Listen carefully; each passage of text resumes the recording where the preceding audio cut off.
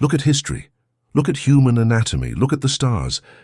The number 33 appears again and again as a seal of culmination. There are 33 vertebrae in your spine, the ladder by which the energy of life ascends. The Master reached Christianity at age 33, and 33 is the maximum degree of Freemasonry, the title of the Sovereign Grand Inspector General. Society has led you to believe that this degree is a political rank, a title within a secret society reserved for a select few in dark rooms. That is the lie for the profane. The forbidden truth is that the 33rd degree is not an office, it is a state of consciousness. It is not granted to you by a man with a gavel. It is granted to yourself when you conquer the beast of your own lower nature. Humanity is divided into two invisible castes. The profane, those who are outside the temple, who live like rough stones, crude, beaten by the gavel of circumstances, rolling formlessly through life. And the initiates, those who have taken the chisel of will and carved themselves into perfect cubical stones, capable of bearing the weight of the world without breaking. This audiobook is the liturgy of your ascent. We are not here to talk about conspiracy theories, we are here to talk about radical self-governance. The 33rd degree is the point where you stop being the laborer who struggles with matter and become the Grand Inspector who commands it. It is the moment when duality dissolves, when good and evil cease to be enemies and become the black and white tiles upon which you walk. Through these 10 laws, you will travel the path from the quarry to the dome. In Part 1, you will learn to silence the profane and order the chaos. In Part 2, you will receive the tools of the trade, the square of righteousness and the compass of the spirit. And in Part 3, you will sit on the inner throne assuming the sovereignty that was denied to you by your own ignorance. The doors of the temple are open, but remember, the only master here is you. The ritual begins now. Chapter 1. The Law of Hermetic Silence, to know, to will, to dare, to keep silent. The first law of the 33rd degree is the foundation of all real power, the law of Hermetic Silence. The ancient mages summarized the path of the adept in 4 imperative verbs, the 4 pillars of the Sphinx. To know, sire, the knowledge of the law. To will, vel, the force of willpower. To dare, audere, the courage of action. To keep silent, tacere, the seal of energy. Of these 4, the last is what separates the child from the adult, the apprentice from the master. You can know everything, you can fiercely desire it, and you can dare to do it. But if you do not know how to keep silent, your power will evaporate before it touches matter. Silence is not modesty. Silence is not shyness. Silence is spiritual thermodynamics. 1. The physics of pressure. Why the profane loses their strength. To understand this law, you must stop seeing words as sounds and start seeing them as discharges of energy. Every thought of creation, a wish, a plan, a vision, generates an electrical charge in your mind. It is steam inside a boiler. The purpose of that internal pressure is to move the piston of reality. The pressure must accumulate until it is so strong that it breaks the inertia of matter and manifests the desire. But the mouth is an exhaust valve. The profane feels the pressure of a great idea. I'm going to write a book as I'm going to get rich, and feels the discomfort of that pressure. Their ego wants immediate relief. It wants the reward now. So they open their mouth, they tell their friend the plan, they post it on social media, they seek validation. What a great idea, they are told. Are you really going to do that? Wow! In that moment, the profane feels satisfaction. Their brain releases dopamine, they feel like they have already done it just because they have said it. But physically, a disaster has occurred. They have opened the valve. The steam has escaped. The internal pressure has dropped to 0. When the time comes to work on the book or the business, they feel empty, tired, without impulse. Why? Because they have spent the energy of creating on the act of speaking. The 33rd degree master operates under a different physics. They have the idea, they feel the pressure, they feel the desire to shout it, and they close the valve. They swallow the words, they refuse to seek external validation. They force that energy to circulate inward, bouncing against the walls of their skull, heating up, densifying. The pressure rises to critical levels, and since the energy cannot escape through the mouth, it has no choice but to escape through the hands.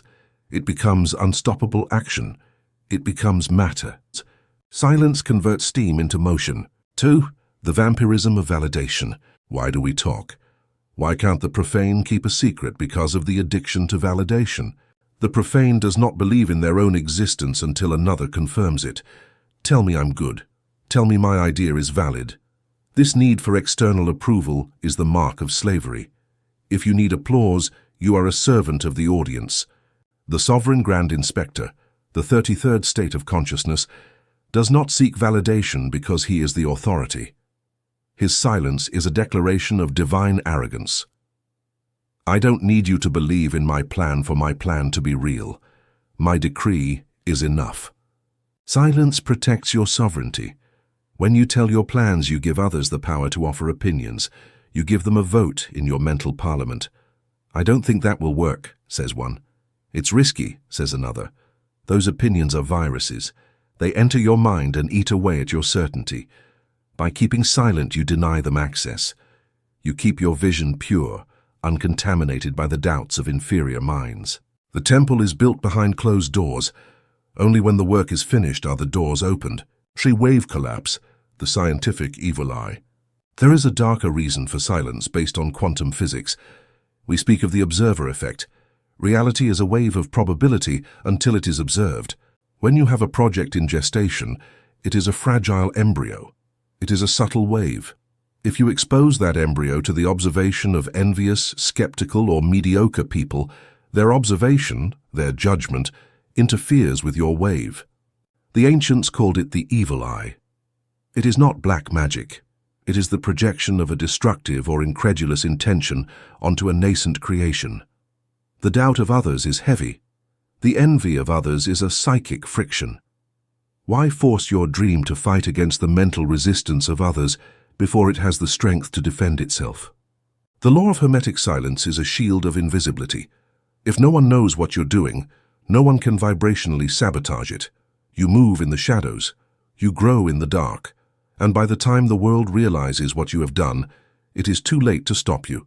The tree is already an oak. The master is a strategist who advances under the radar. Living this law in the modern world is an act of psychological warfare. Society is designed to extract information from you. Social media are public confession machines. Social gatherings are rituals of status exchange where you are expected to put your cards on the table to be judged. If you refuse to play, if you refuse to show your cards, the system becomes uncomfortable. They will call you distant, arrogant, strange. This is where the aspirant to the 33rd degree must adopt a new operational identity.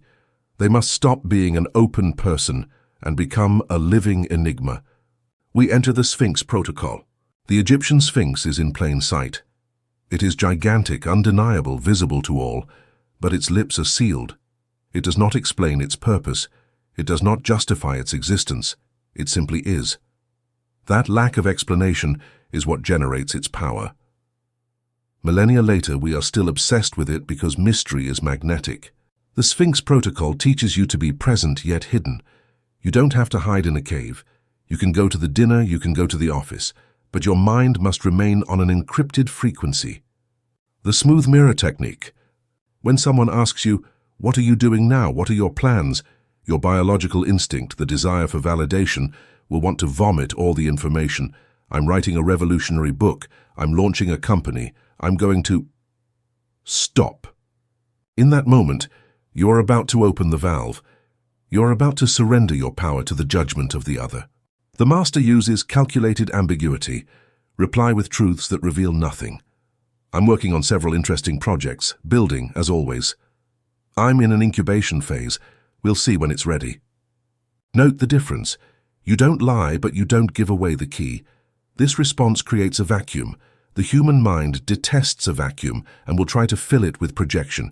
If you don't tell them who you are, they will project their own fantasies onto you. They will often think you are more powerful, smarter, and more important than you actually are, simply because you are not seeking their approval. Your silence forces them to respect you. The one who talks a lot becomes ordinary. The one who talks little becomes profound. Hermetic silence does not only apply to your projects, it applies to your judgment. The profane has an opinion about everything. They have an opinion on politics, on the weather, on other people's lives. They feel the compulsion to take sides in every trivial debate. This is a massive energy hemorrhage. Every time you argue with someone who does not have the capacity to understand you, you are casting pearls before swine. You are lowering your vibration to the level of conflict. The master practices the fasting of opinion. They observe the chaos of the world, the news, the arguments in the office, and they do not participate. They internally repeat the observer's mantra, interesting, but irrelevant to my mission.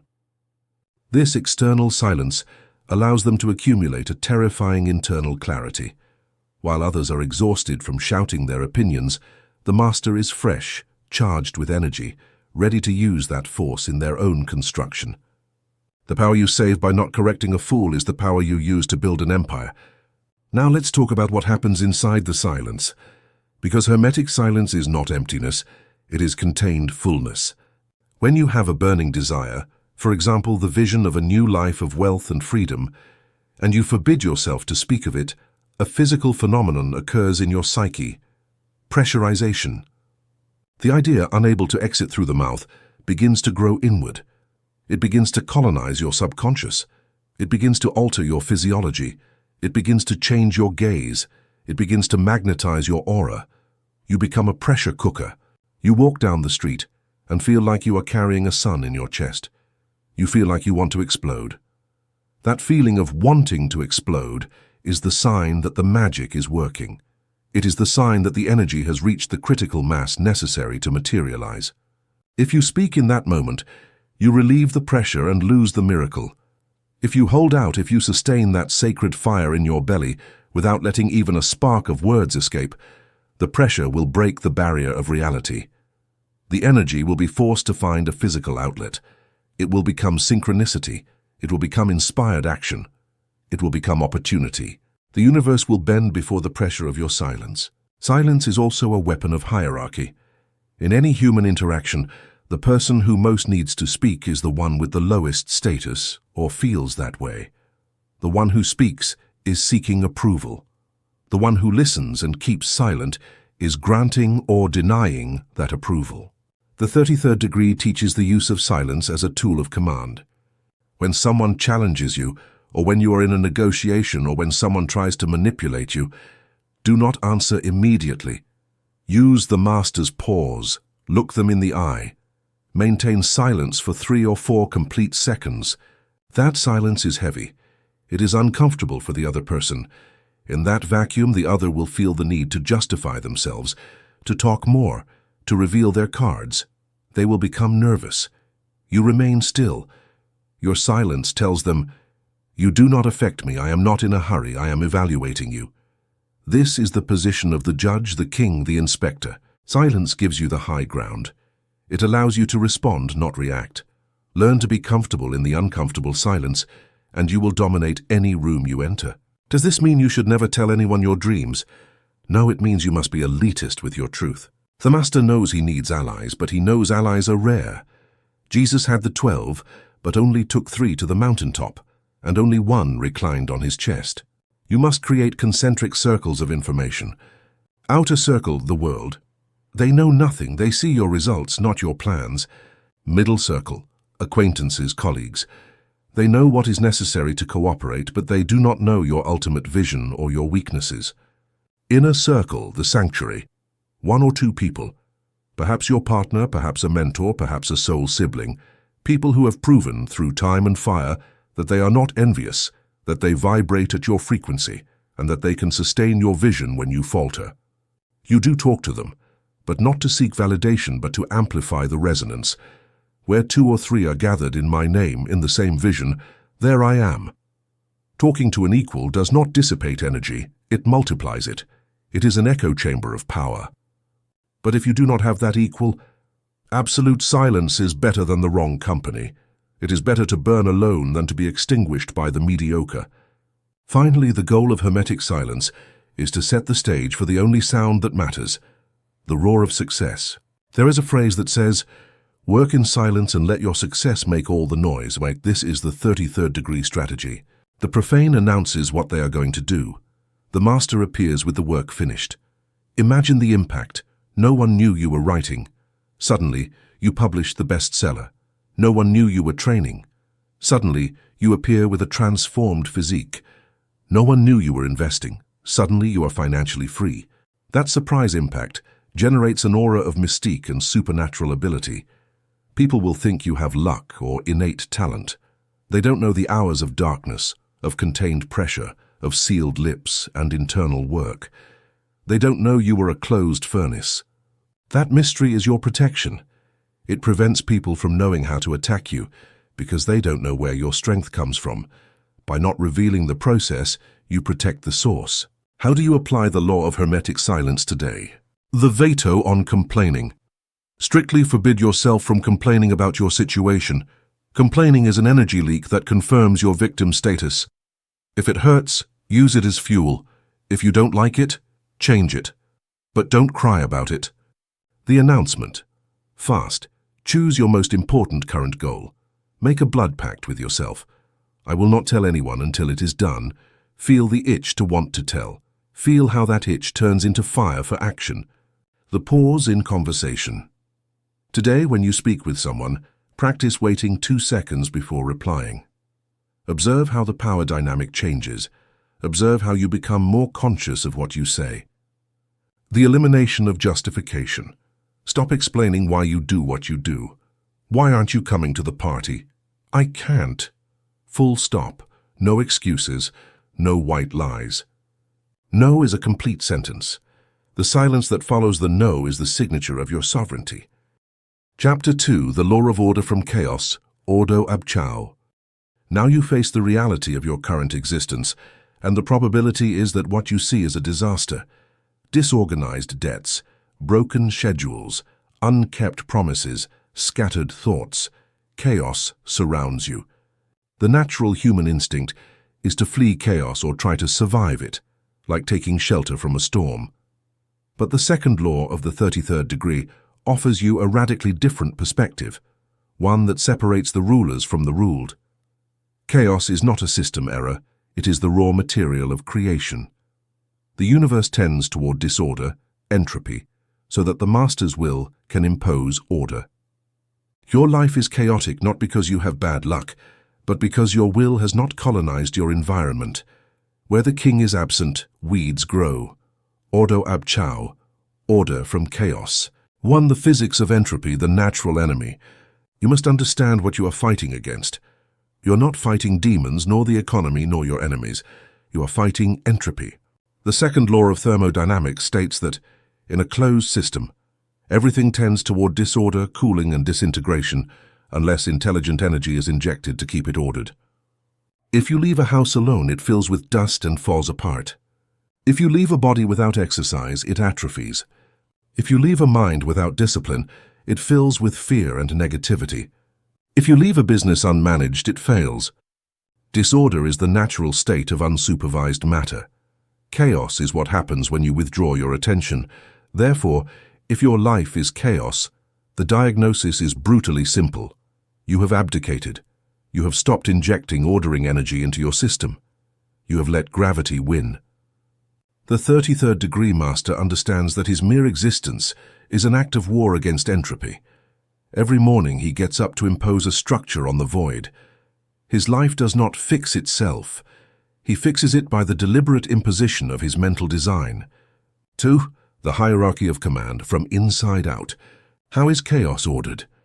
The profane's mistake is to try to order external chaos with a chaotic internal mind. He tries to organize his finances external, while his mind is full of anxiety and compulsive shopping internal. He tries to organize his time external, while his mind is unable to concentrate internal. It is impossible. You cannot build a straight wall with a crooked level. The law of order dictates the external structure is always a projection of the internal geometry. If your desk is a mess, it's because your mind is a mess. If your relationships are dramatic, it's because your emotions are dramatic. The physical world is a passive mirror that replicates the structure of your consciousness. Therefore, the master never starts by ordering the world.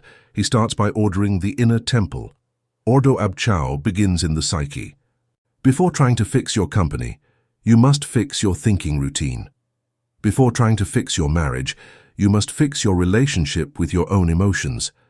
If you impose a sacred geometry, order, discipline, clarity on your mind, the external chaos, by the law of resonance, will begin to align in orderly rows before you. 3. The sacred geometry of habit. Chaos is fluid, order is solid. To trap chaos, you need a net. That net is called structure, and the basic unit of human structure is habit. The profane hates routine. He sees it as a prison. He wants to flow, he wants to be free.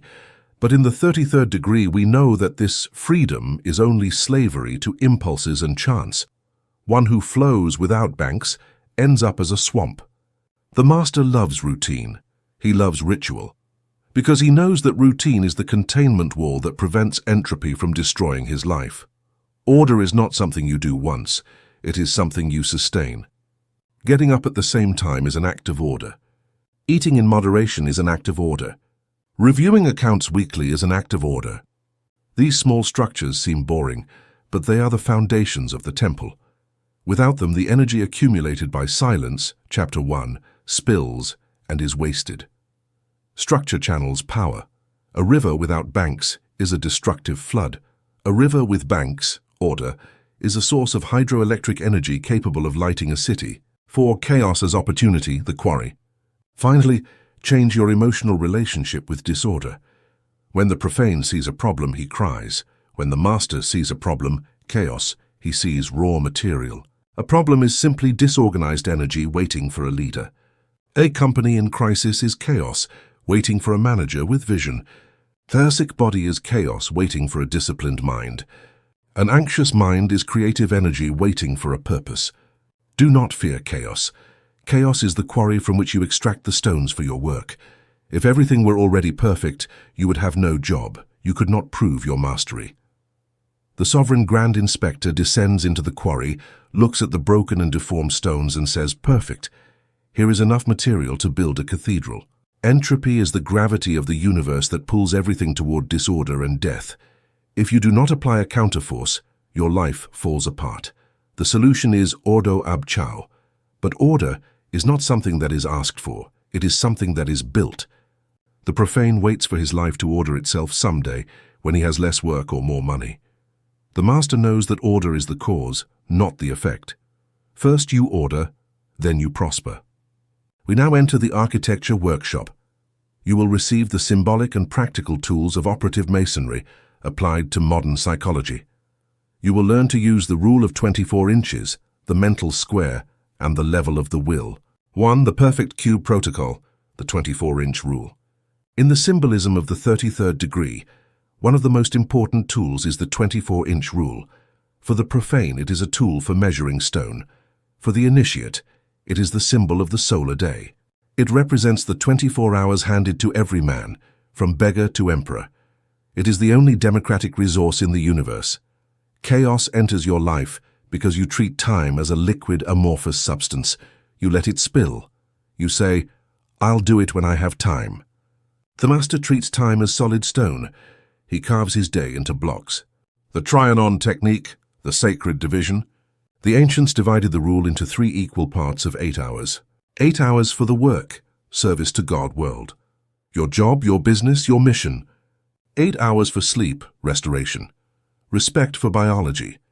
8 hours for the temple, study and nobility. Your growth, your family, your spirit.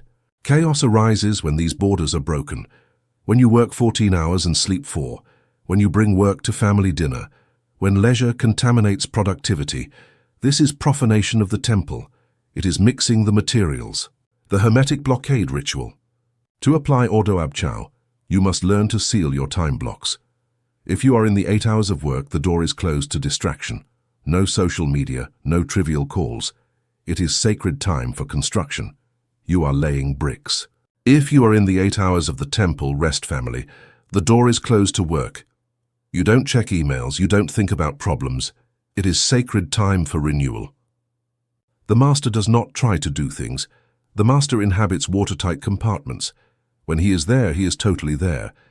This focus eliminates the entropy leak, the anxiety of being in one place while thinking about another. It orders your day as if you were placing stones in a wall. If one stone is crooked, if you mix times, the wall falls. 2. The mental square, the rectification of thought. External disorder is always a symptom of internal disorder. Your mind, in its natural state, the rough ashlar, is chaotic. It jumps from past to future, from fear to desire, from anger to guilt. It is a wild animal. You cannot build a straight life with crooked thoughts. You need the square. The square is the tool that verifies the 90-degree angle. It verifies rectitude. The mental square protocol is the practice of auditing your thoughts in real time. The rectification technique. Throughout the day, thousands of thoughts will cross your mind. Most are entropic garbage. I won't be able to. I'm so stupid. I hate this. The profane accepts these thoughts as their reality. The master takes out the square and measures the thought. He asks, is this thought straight? Is it aligned with my purpose? Is it constructive? Is it true?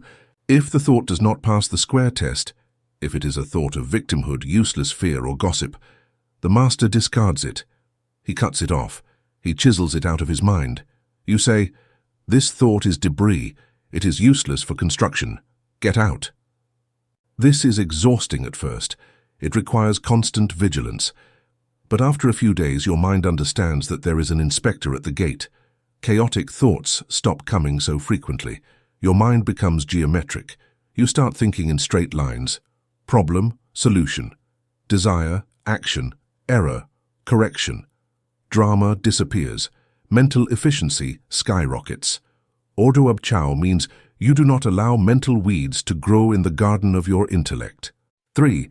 The colonization of the physical environment, the outer temple. There is a hidden law in architecture. Space molds consciousness. You cannot have a 33rd degree mind living in a grade 1 environment. If your house is a mess, if your car is dirty, if your desk is full of old papers, your environment is constantly shouting chaos at you. Those visual signals of disorder consume your brain's bandwidth. They exhaust you without you realizing it. External entropy feeds internal entropy. The master practices the colonization of the environment. Wherever the master sets his foot, order must manifest. His presence is an agent of structure. The sweep ritual. Before trying to fix your life or become a millionaire, start by fixing your room. Jordan Peterson popularized it, but it is an ancient Masonic principle. As within, so without, but the outside sustains the inside. Take a weekend and declare war on entropy in your house. Throw away what is broken, dead energy. Organize what is scattered. Clean what is dirty. Do it not as a boring household task. Do it as an exorcism ritual. You are removing chaos from your territory. You are reclaiming your space from entropy. When you sit at a clean desk in an untidy room, you will feel an immediate change in your breathing. Your mind will clear. You will have created a fertile void. Physical order acts as a capacitor that accumulates psychic energy. A clean temple invites divinity. A dirty temple invites rats. You are the guardian of the temple. Let your environment reflect the majesty of your spirit, not the confusion of your ego. The hierarchy of problems. The commander's triage. Chaos often manifests as a flood of problems. Debt, health, relationships, work. Everything seems to explode at once. The profane panics. He runs back and forth, putting out fires without strategy. He gets exhausted and solves nothing. He is a victim of dispersion. The master applies hierarchy. He uses the judge's gavel. He sits in front of the chaos and, before acting, classifies. He applies the military principle of triage. The classification protocol. Write down all your problems. Empty your mind onto the paper. Now look at them coldly. The vital. What, if not attended to today, will cause the death of the system? Critical health, imminent bankruptcy. This is attacked first with all resources. The important. What builds the future? Projects, key relationships. This is scheduled in the morning blocks. The trivial. What is noise? Opinions of others, junk emails, false emergencies. This is delegated or eliminated. The master knows he cannot do everything at once. The law of order is the law of sequence. One stone after another. If you try to put the roof on before the foundation, the building collapses. Order your problems by logical sequence. First, I stabilize my health. Then I attack the debt. Then I look for a partner. Chaos dissolves before strategy. 5. The discipline of the body, the living temple.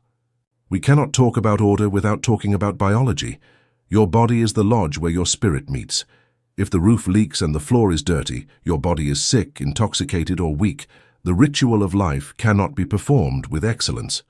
Biological chaos is inflammation, it is cellular disorder. The Master imposes order on his flesh. It is not about vanity, it is about functionality. The austerity protocol. The Master practices voluntary restriction. He knows that excess food, alcohol, and sensory pleasure generate entropy in the body. He imposes rhythms on his biology. Eat at fixed times. Sleep at fixed times. Train the body to be strong, not to look good, but so it can sustain the high voltage of his mind. When you order your body, you are sending a powerful message to your subconscious. I am in command here. Matter obeys me. If you cannot order what you eat, you will not be able to order an empire. Conquest begins with one's own skin. 6. The alchemy of friction, why order hurts. Here we come to the painful truth that no one tells you. Putting things in order hurts at first. Entropy is the river current flowing downstream. Letting go is easy. Being disorganized is comfortable, it requires no energy. Order is swimming against the current of decay. It requires a massive expenditure of activation energy. Cleaning the garage hurts. Getting up early hurts. Saying no to a vice hurts. You feel friction. The profane feels that friction and says, "This feels bad, it must not be the way, I should flow." And he goes back to the sofa. The Master knows that friction is the heat of transformation. It is the sound of the rough stone being carved. It is the rocket breaking the atmosphere. You must be willing to endure the pain of initial ordering. You must pass through the barrier of resistance, because on the other side of the friction, there is flow. Once the system is ordered, once the habits are installed, the friction disappears. Life begins to glide on well-oiled rails. What once cost a titanic effort, going to the gym, saving, now happens automatically. Order has created momentum. And momentum is the most powerful force for success. It is when gravity starts working in your favor. Pay the price of friction today to buy the momentum of tomorrow. 7. The closure of cycles, termination. Finally, the most subtle aspect of chaos is incompletion. Half-finished projects, unkept promises, unfinished conversations. Everything you start and do not finish is an open loop in your brain. It is an energy leak. It is a program running in the background that slows down your processor. The Master is a finisher. His obsession is not starting things, it is finishing them. If you take out a book, you read it or you put it away, but you don't leave it on the table for 3 months. If you have a pending difficult conversation, you have it today. If you have a dead project, you officially bury it and mourn it. The act of closing cycles releases a massive amount of trapped psychic energy. It clears the RAM. It brings you back to the present. Look at your life today. What is half finished? Finish it or eliminate it, but do not carry it. Order is the art of setting the final period. Operative summary of the architect. You have received the tools of Ordo Ab Chao. The 24-inch rule. Divide your day into sacred blocks and do not mix them. The mental square. Rectify every thought. If it is not straight, discard it. The colonization of the environment. Clean your physical space to free your mental space. Triage. Classify your problems and attack them single file. Biological discipline. Govern your body so it can sustain your mind. Closure of cycles. Do not leave loose ends. Finish what you start. By applying these laws, you stop being a victim of circumstances. You stop saying, "I don't have time." You stop saying, "I am overwhelmed." You become the center of gravity of your own universe. Chaos comes to you, and you take it, cut it, polish it, and place it in the wall of your temple. You become a machine for transmuting disorder into beauty. Chapter 3. The Law of the Mosaic Pavement, the Mastery of Duality. This is not an aesthetic decoration. It is the fundamental map of physical reality. The third law of the 33rd degree states, "The universe is sustained by the tension of opposites. Good and evil, light and darkness, pleasure and pain are not warring enemies. They are the 2 feet with which creation walks." The profane lives in the illusion of monochrome. He wants a life of only light, only pleasure, only gain. He spends his existence fleeing the black tile, pain, failure, loss, and desperately chasing the white tile. This flight turns him into a coward and a slave. Because if you flee from the darkness pursues you, and if you cling to the light blinds you. The Master does not flee. The Master does not seek, the Master walks. And to walk, he knows that he needs to put one foot on the white and the other on the black. You have been indoctrinated by a childish spirituality that tells you, be positive, ignore the bad, only light and love. That is poison for the initiate. A life of only light is a life without contrast. It is a sheet of white paper, flat, without depth, without history. If you eliminate the resistance, the black, you eliminate the force. Look at your body. Your muscles only grow when they find resistance, gravity, weights. Look at your mind. Your intelligence only sharpens when it encounters difficult problems. The black tile is not God's mistake. It is the whetstone. The man who has never suffered is superficial. The man who has never failed is fragile. The obsession with constant happiness has created a weak society, incapable of bearing the slightest pressure. The Master respects the black tile. He knows that in the darkness of the womb, in the darkness of the earth, and in the darkness of the challenge is where power is gestated. On the other hand, there is the trap of cynicism and victimization. There are those who fall in love with the black tile. They identify with their pain. They dress themselves in their trauma. They believe that the world is an evil place and that suffering is the only profound truth. This is also a mistake. It is standing still on the black and refusing to move forward to the white. The Mosaic pavement teaches you that darkness is a place of passage, not of residence. It is necessary to step on the black to propel oneself toward the white. But if you linger on the black, you rot. Depression is a static fixation on darkness. Mania is a static fixation on light. Mastery is movement. So what is the secret? If we must not reject the black nor cling to the white, what do? We ascend. The pavement is on the ground, horizontal plane. The Master is standing, vertical axis. The law of the 33rd degree teaches you to find the third position. You are not the light. You are not the darkness. You are the consciousness that experiences both. Imagine you are walking across that floor. To your right, you are offered a compliment, white. To your left, you are thrown an insult, black. The profane is inflated by the compliment and destroyed by the insult. He is a puppet of duality. The Master receives the compliment and says, "Thank you, that is a white tile." He receives the insult and says, "Thank you, that is a black tile," and he keeps walking. He does not allow either to alter his internal temperature. He maintains his equanimity. This capacity to contain the opposites without breaking is the definition of integrity. Integrity comes from entire. To be entire, you must integrate your light and your shadow. You must be capable of being kind, white, and when necessary, being fierce, black. You must be capable of enjoying wealth, white, and surviving loss, black, without losing your dignity. Finally, understand the physics of movement. To walk, you need friction. If the floor were perfectly smooth ice, only positive, no resistance, you would slip. You could not advance.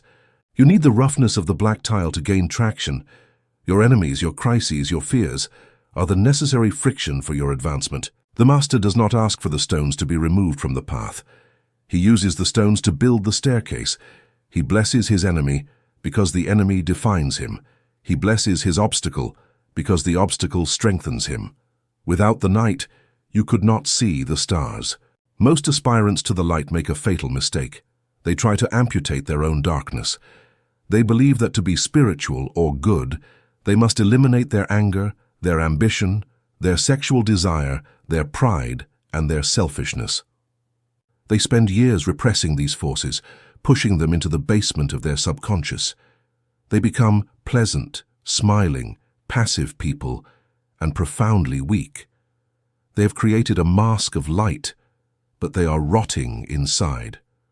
Because the energy you repress does not disappear, it becomes toxic. It turns into the demon that strikes from below. The law of the 33rd degree is clear. You do not kill the beast, you ride it. The Master is not a man without a shadow. The Master is a man who has projected a light so strong that his shadow is sharp, and he has it bound with a golden chain, walking at his side like a guardian. The 33rd degree demands that you retrieve your lost power in the darkness. We enter the workshop of inner alchemy.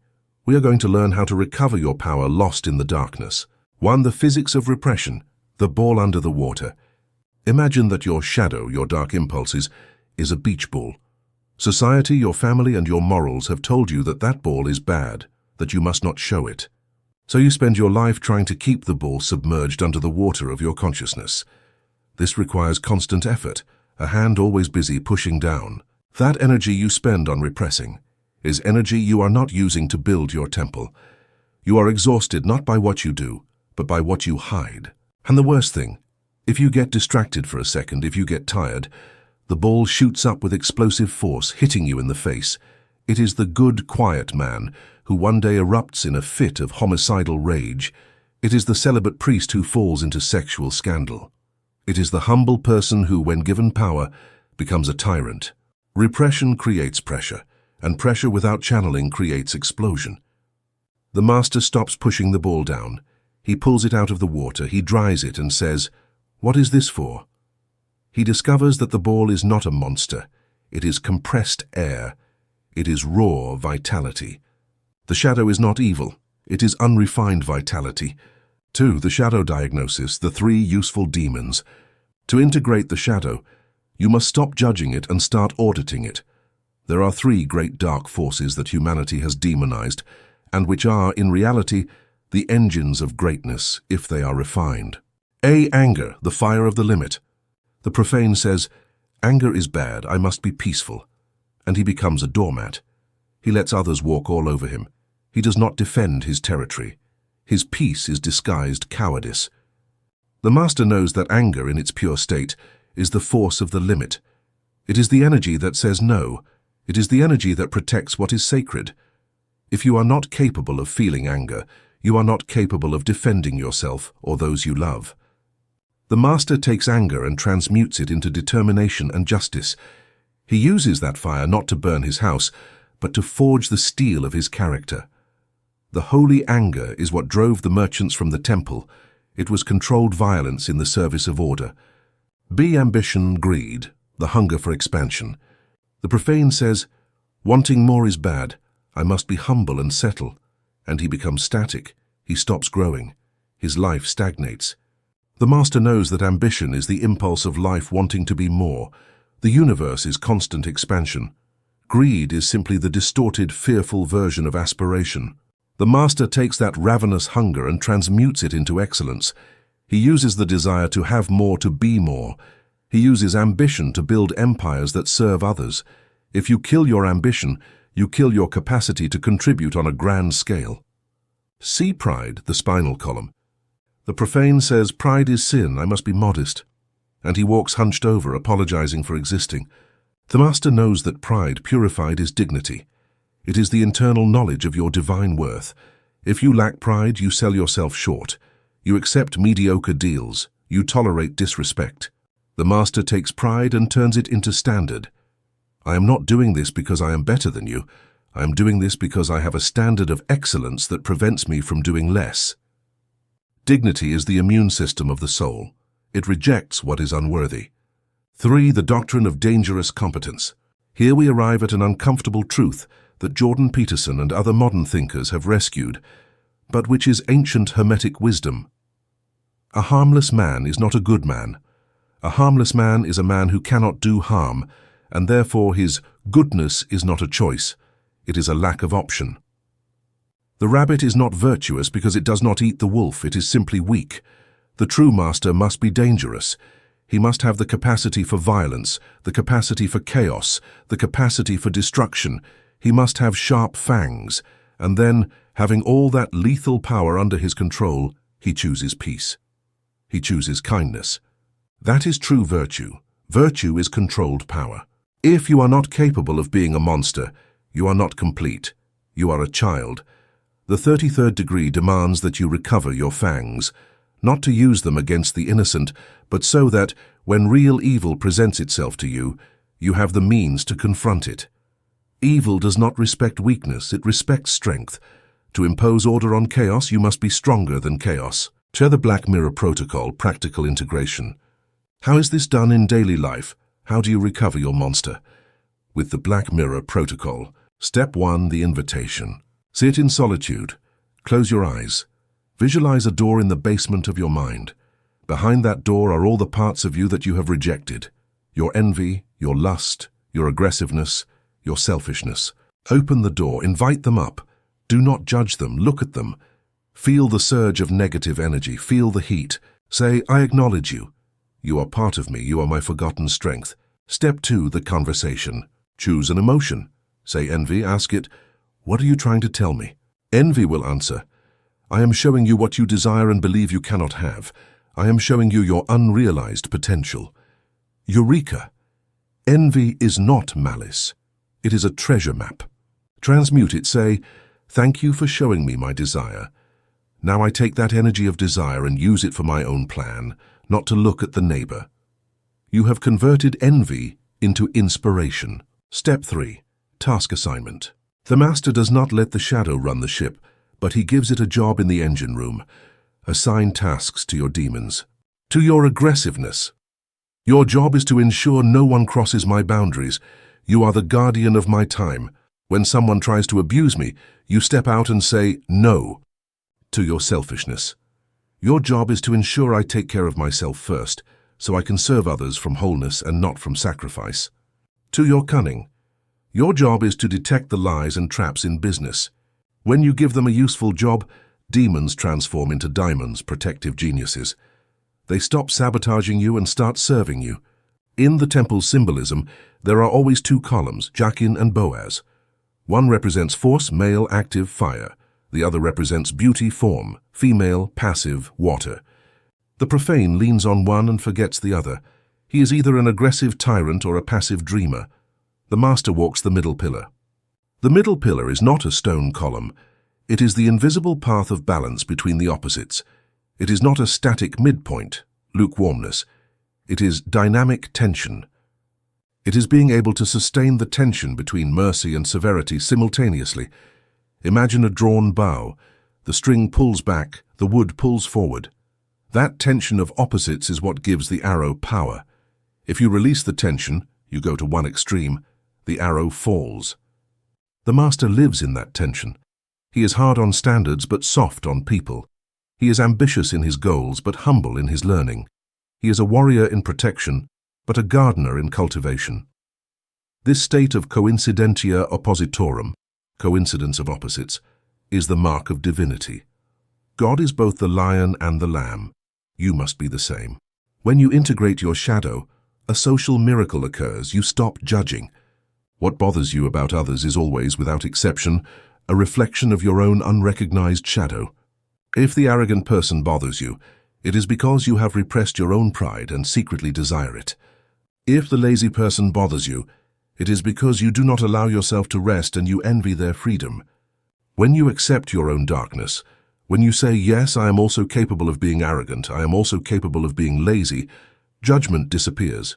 It is replaced by understanding. You see the evil person, and you do not see a foreign monster. You see a part of yourself that has lost control. This gives you massive influence capability. You can deal with all types of people without being affected by them, because you already know all the demons. You have seen them in your own mirror. Nothing human is alien to you. This immunity to judgment makes you a magnetic leader. People feel safe with you because they sense that you are not afraid of their darkness, since you are not afraid of your own. The goal of the 33rd degree is not perfection, which is a static, dead ideal. The goal is wholeness, to be a complete human. A being who has access to the entire keyboard of the piano, from the deepest, darkest notes to the highest, most luminous ones. If you only play the white keys, the music is boring and childish. The symphony of life requires the black keys. It requires the deep bass of instinct and the high melody of the spirit. When you accept your wholeness, you recover all your energy. You no longer spend energy hiding from yourself. You become transparent, solid, and real. That authenticity is the greatest power that exists. A man or woman who has made peace with their beast is unstoppable because they have no internal enemies. And when there is no enemy within, the enemies without can do nothing. Chapter 4. The law of the square encompasses matter and spirit. To the sleeping world, they are tools of masonry. To the initiate of the 33rd degree, they are the control instruments of reality. The 4th law states, mastery is neither the flight from the material world to the spiritual, nor the immersion in the material forgetting the spiritual. Mastery is the exact geometric point where the square of matter is directed by the compasses of the spirit. Welcome to the mechanics of intersection. Let's look at the first tool. The square. It is a fixed angle of 90 degrees. It cannot be opened or closed. It is rigid. It is static. It represents matter. It represents the earth. It represents physical law. It represents the rectitude of action and the limitation of form. The profane lives under the tyranny of the square. What does this mean? It means his life is defined exclusively by material limits. I cannot do this because I don't have money. Material limit. I am not happy because my body is sick. Material limit. Reality is what I can touch and measure. Living under the square is living in the box.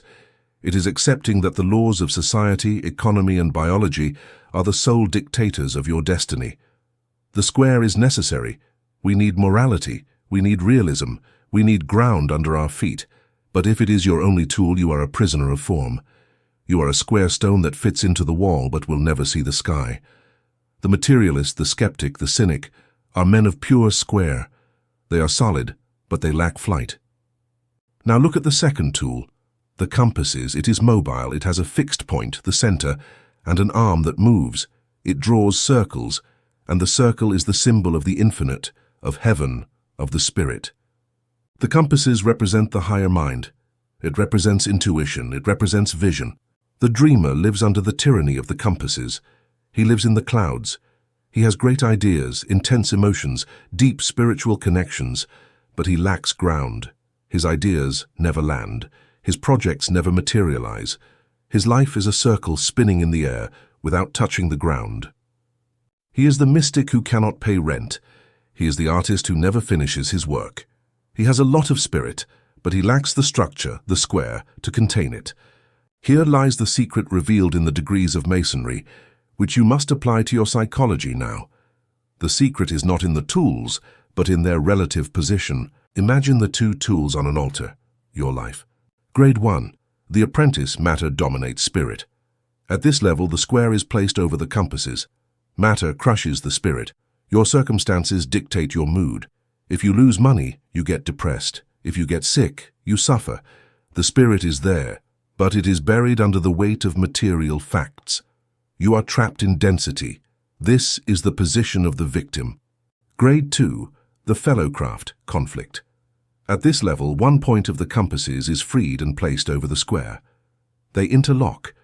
It is the state of struggle. You have awakened. You know you are a spiritual being, but matter still hits you hard. You have moments of faith and moments of fear. You are in the battle between your vision and your reality. It is the painful, necessary state of transition. Grade 3, the master. Spirit dominates matter. At the 33rd degree level, the position changes. The compasses are placed completely over the square. The spirit reigns over matter. This does not mean matter disappears. The square is still there. You still have a body, you still pay bills. But the compasses are on top. Your vision dictates your reality. Your emotions do not depend on your circumstances.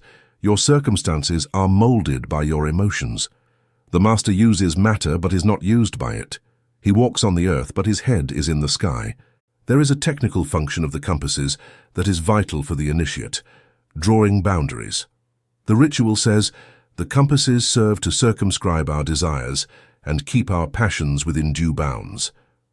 This sounds like moral restriction, but it is energetic engineering. The human spirit is a wildfire. Passions, anger, sexual desire, ambition, fear are expansive energies that, if left uncontrolled, burn the system. The master uses the compasses of his will to draw a circle of control around his passions. He does not repress them. That would kill them. He circumscribes them. He sets a limit on them.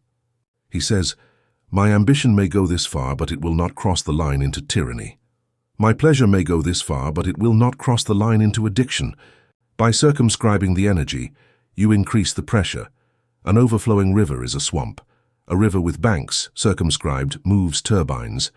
The compasses are the tool that converts raw emotion into usable power. Without the compasses, your spiritual energy dissipates into chaos. With the compasses, it becomes a laser. On the other hand, The Master uses the square to rectify his action. Every time you're about to act in the physical world, you must put the square on your action. Is it straight? Is it true? Is it fair to both parties? Is it aligned with my purpose, my center? Will it bear the weight of time? Rectitude is not just being good. It is structural alignment. If you build a crooked wall, dishonest actions, lies, shortcuts, gravity, the law of karma or cause and effect, will tear it down. The Master uses the square to ensure that every brick he lays in his life is at 90 degrees, perfectly aligned with the truth. He knows that the only way to build a temple that lasts 1,000 years is with right angles. A lie is an obtuse angle. It weakens the structure. The truth is a right angle, it bears infinite weight. But knowing that the compasses should be on top is not the same as keeping them there. The gravity of the physical world is immense. Bills, pains, conflicts, and the noise of the market pull you down, trying to bury your spirit under the heavy slab of matter. They try to invert the position of the tools, turning you back into an apprentice crushed by your environment. To maintain the Master's position, you need to operate the tools daily. You cannot simply have them on your mental altar. You must use them to measure, cut, and build every hour of your life. We enter the operative workshop. I will give you the protocols of existential geometry. You will learn to trace the circle of protection and to square your actions with the truth. 1. The compasses protocol.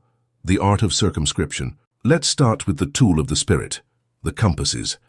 Mechanically, the compass has two parts. The fixed point, the center. This needle is driven into the paper and does not move. It represents your sovereign identity, your I am, your unmoving connection to the divine. The movable point, the circumference. This leg moves around the center. It represents your reach, your influence, your field of action and perception. The profane has a broken compass. His fixed point is not anchored to anything. His identity depends on what others say.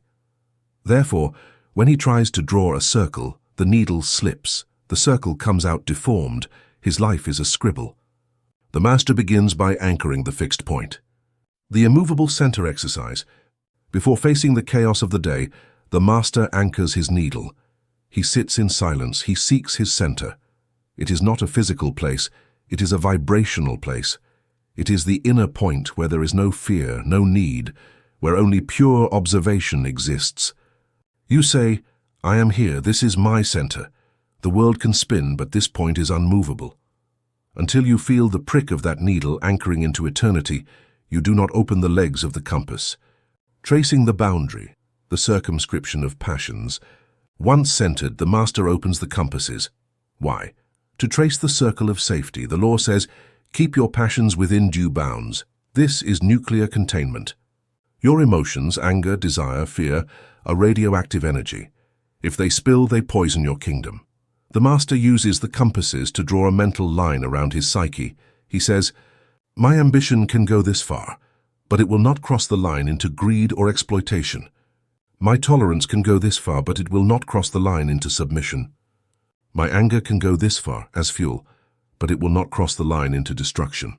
This invisible circle is your force field. Everything inside the circle is usable energy. Everything that spills outside is waste and danger. When someone provokes you, you feel anger rise. The profane explodes. The Master looks at his mental compasses and sees that the anger is touching the edge of the circle. He says, stop. No further. Not 1 millimeter more. The energy is contained, bounces back toward the center and turns into potency. The compasses are the tool that converts explosion into propulsion. 2. The square protocol, the judgment of rectitude. Now let's look down, towards matter. The square.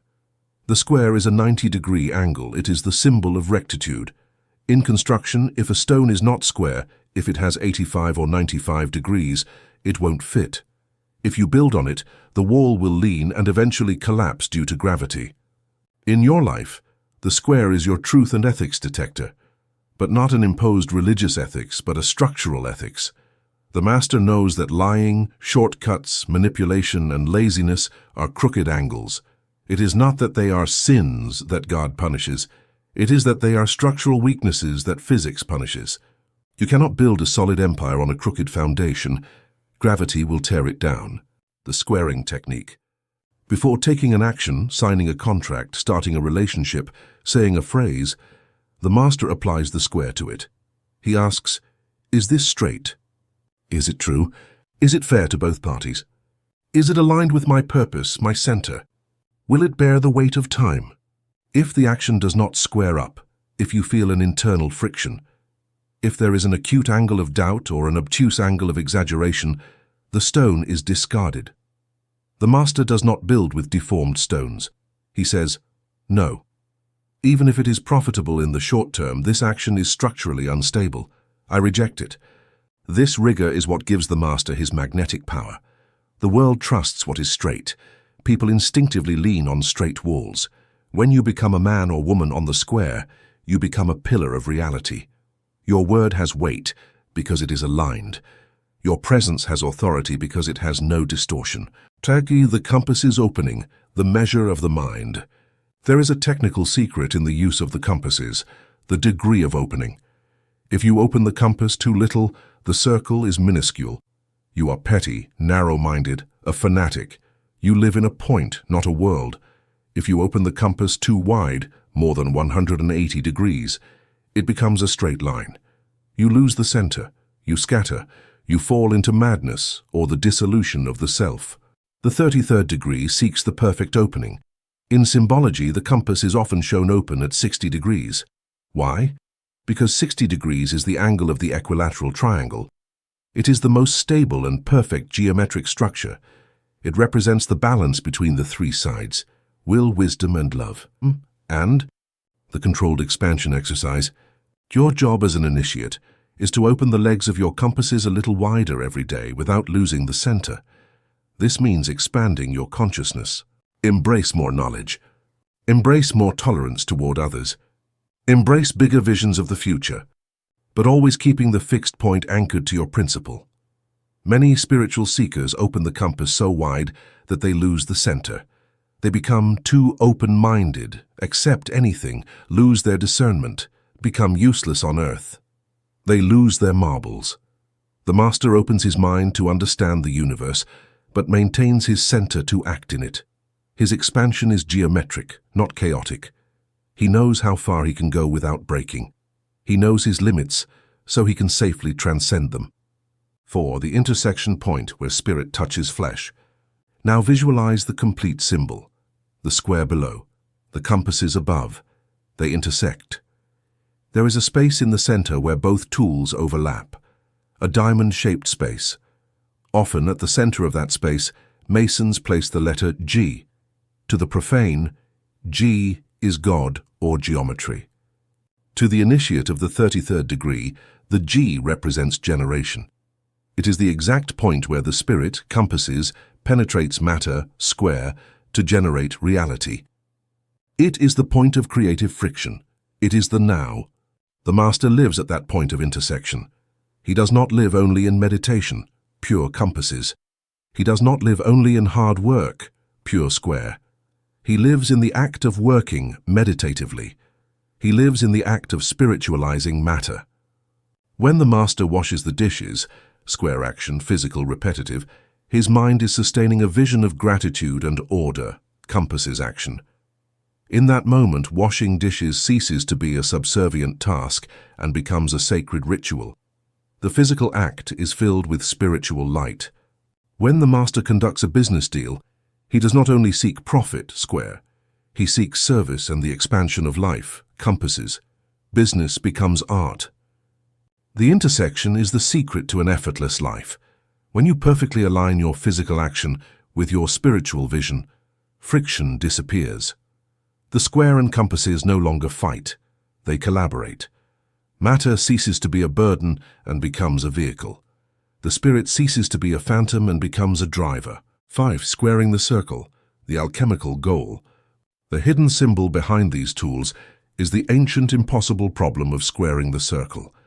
Geometrically, it is almost impossible to construct a square, matter, that has exactly the same area as a circle, spirit, using only these tools. It is the symbol of the impossible task, to make earth like heaven. But the Master knows that, although it is mathematically impossible on paper, it is experientially possible in the soul. Your mission on earth is to square your circle.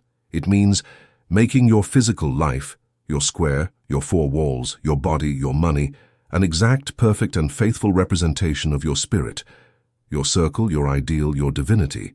Most people have a giant circle, big dreams, and a tiny square, mediocre life. There is misalignment. There is pain. The work of the 33rd degree is to expand the square until it fits the circle. Do not lower your ideal. Do not shrink the circle. Elevate your reality, enlarge the square. Use the square to build increasingly larger, more ethical, more solid structures, capable of housing the immensity of your compass's vision. 6. The dawn ritual, the calibration of the tools. How does the Grand Inspector begin his day? He does not run out into the street, into chaos. First, he calibrates his instruments. Step 1, the center, the compasses. Before getting up, he anchors the needle. I am an eternal consciousness experiencing this day. My center is peace. Step 2, the opening, the reach. He opens the compasses. He defines his intention. Today my circle of influence will be benevolence and efficiency. I will not allow anything unworthy to enter my circle. Step 3, the rectification, the square. He checks his schedule. He applies the 90-degree angle. Are these actions straight? Are they necessary? Are they aligned? If there is any crooked action, a waste of time, a false commitment, I eliminate it. Only when he has calibrated the compasses and the square does the Master go out into the world. And when he goes out, he is not a victim of circumstances. He is a geometer. He sees the world not as a drama, but as shapes and structures. Rectitude is missing here, square, I will put it in. Vision is missing here, compasses, I will provide it. There is imbalance here, I will center it. He orders the world as he walks, not with effort, but with the simple application of his internal structure. Chapter 5, The Pen of Fire, the Creative Word. The central legend of Masonry recounts the death of the Grand Architect Hiram Abiff. It is said that he possessed the Master Word, the sonic secret that allowed builders to raise the temple effortlessly, defying gravity. When Hiram died, the word was lost. Since then, humanity has been operating with substitute words. Look at yourself. You speak all day, you emit sounds, you say, I want this, I will do that, I promise such and such. But your words have no weight. They fall to the ground as soon as they leave your mouth. You say you will start a diet and you don't. You say you will succeed and you don't believe it. The universe has stopped listening to you. To physical reality, your voice is just background noise like the wind through the leaves. The fifth law of the 33rd degree is the recovery of divine phonetics. The word is not a vehicle for communication, it is a vehicle for creation, but it only creates when the vibration of the sound perfectly matches the vibration of the will. The profane speaks, the Master decrees. Welcome to the search for the lost word. To recover the word, you must understand what sound is. In the beginning was the word, logos. Modern physics tells us that matter is simply energy vibrating at a slow frequency. And sound is the organizer of vibration. The science of cymatics shows that sound has the capacity to organize matter.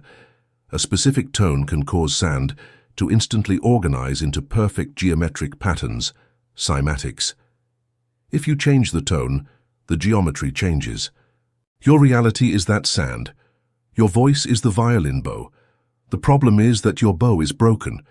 You are emitting sounds, yes, but they are incoherent sounds. Your mouth says, I am abundance. Your emotion screams, I am afraid. Your body vibrates in, I don't believe it. This mixed signal creates a blurry geometry. The sand of your life does not know what shape to take, so it remains in chaos. The lost word is not a secret magic word like abracadabra. The lost word is any word pronounced with total vibrational integrity. It is when what you think, what you feel, and what you say are a single frequency. When you achieve that alignment, the word becomes solid. It becomes law. We live in the age of word inflation. We talk too much, we make promises we don't keep, we exaggerate, we lie for convenience, we gossip. Every time you use your voice for something that is not truth, you are devaluing your currency. Imagine your voice is a bank. Every time you say, I will do this, and you don't, you are issuing a bad check. The universe and your own subconscious keeps track. At first, the universe believes you, but after 1,000 bad checks, your spiritual credit is 0. Your subconscious labels you as a liar.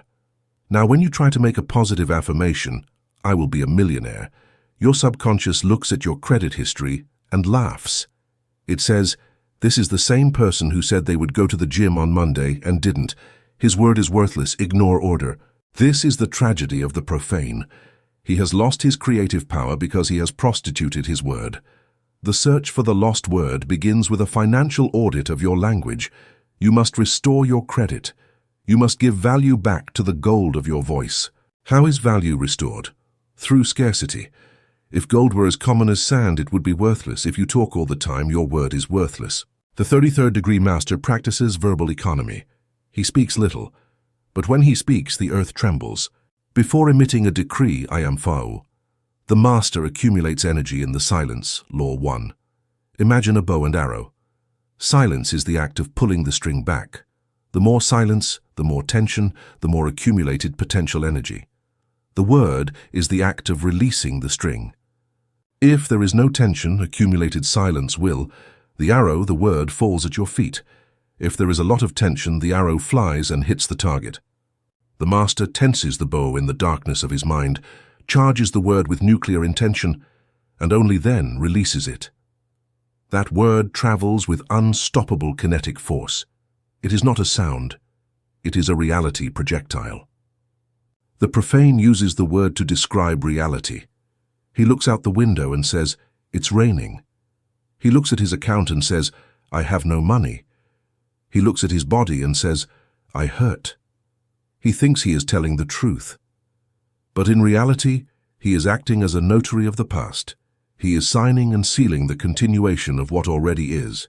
By describing scarcity, he decrees it again. The master uses the word to prescribe reality. He does not use his voice to report the weather. He uses it to change the weather. He looks at the empty account, but his voice says, my supply is infinite. He looks at the conflict, but his voice says, peace. This requires supreme audacity. It requires the capacity to lie to the facts, to tell the truth to the law. The creative word does not worry about facts. Facts are malleable, wax. The creative word imposes a new form on the wax. When Jesus told the storm, silence, be still, he was not describing the storm. He was prescribing the calm. If he had said, wow, what a strong storm, I hope it stops, they would have drowned. Authority does not describe, it commands. To recover the lost word, to speak again with the authority of a 33rd degree master, you must undergo rigorous rehabilitation. It is not about learning magic words in dead languages. It is about charging your living tongue with structural integrity. We now enter the verbal gymnasium. We are going to learn the grammar of God. The first error that extinguishes the pen of fire is the use of the future tense. Listen to your internal dialogue. Listen to your prayers. I will be rich. I will heal. I will find love. Grammatically, these phrases seem like promises. Metaphysically, they are condemnations. The quantum field, the mind of God, has no calendar. It has no tomorrow. It only exists in an eternal, infinite, pulsating now.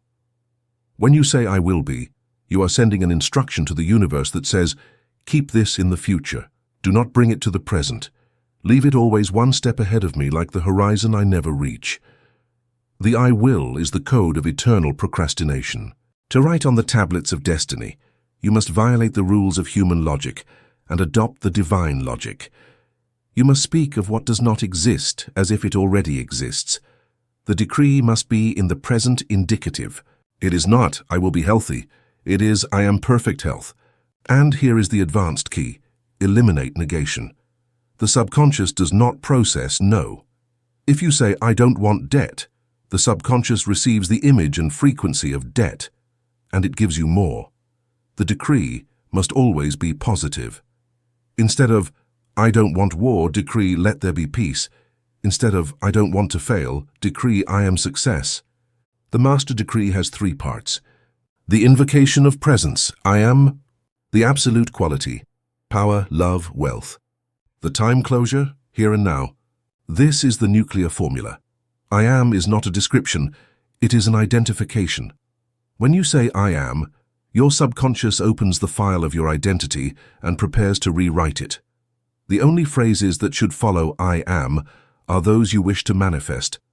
It is not only what you say, it is where you say it from. The Master's voice comes from the hara, the belly, the center of gravity. It is a resonant, deep voice that vibrates the chest. The ancients' chants and mantras were done with the whole body. Why? Because the low vibration has a longer, more penetrating wavelength. It has more mass. The resonance exercise. Before making an important decree, lower your consciousness to your stomach. Breathe deeply, and as you speak, visualize that the sound rises from your feet, passes through your belly, and exits your mouth like a cannon. When you speak with physical resonance, you are aligning your biological body with your mental intention. You are unifying the square and the compasses. Once you begin to practice integrity and power accumulation, your word becomes radioactive. If you use your new force to criticize, judge, or wish ill, curse, you are emitting a destructive shockwave. And because the universe is a mirror, that shockwave bounces back to its source with multiplied force. For by your words you will be justified, and by your words you will be condemned. The Master uses the word exclusively to bless, benedicere, to speak well. Blessing is conferring growth energy. Bless your money, bless your enemies, because it neutralizes their power over you.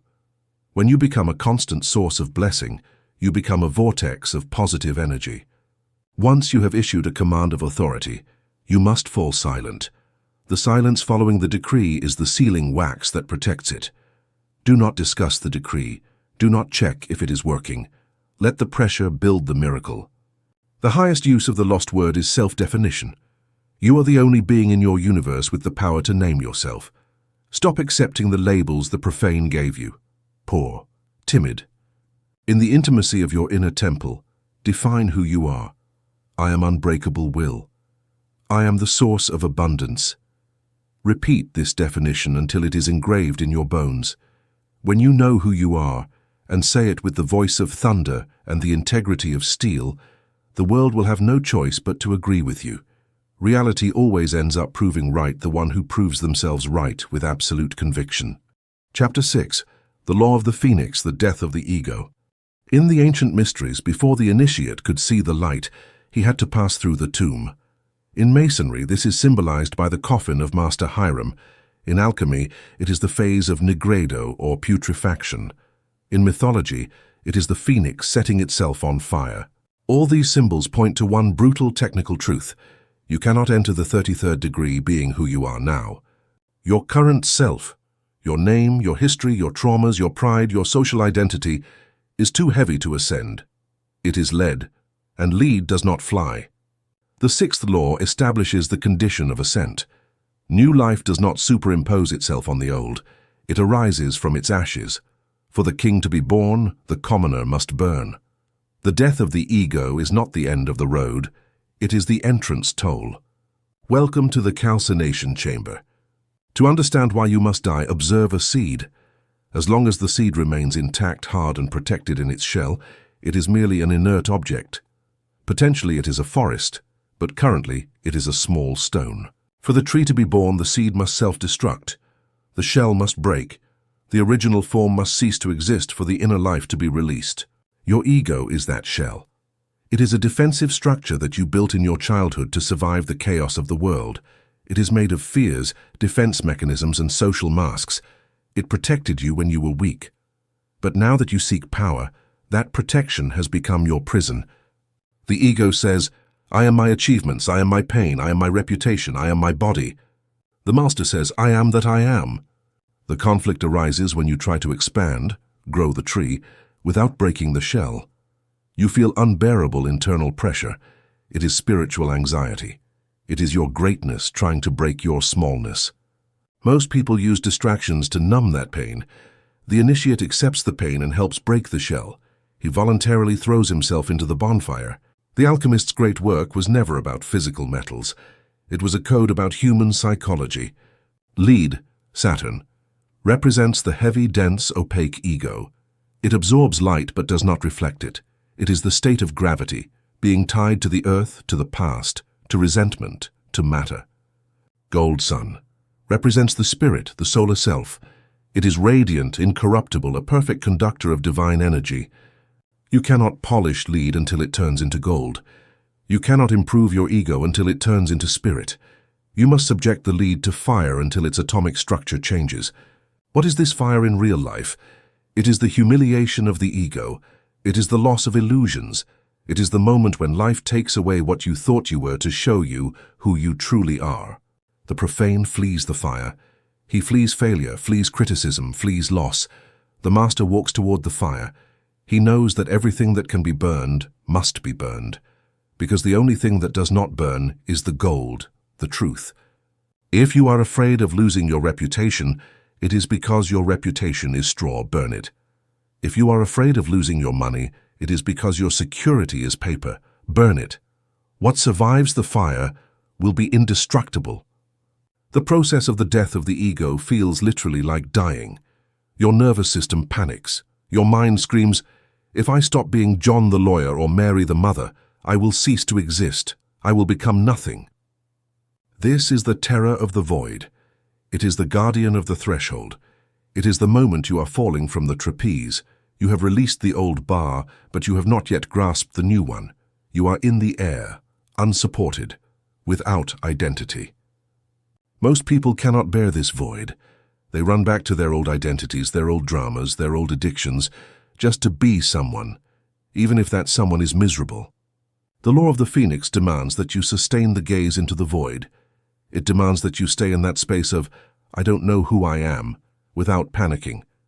Because it is in that void, in that nothingness, that the all possibility resides. Only when you are no one can you become anything. The void is not death, it is the womb of resurrection.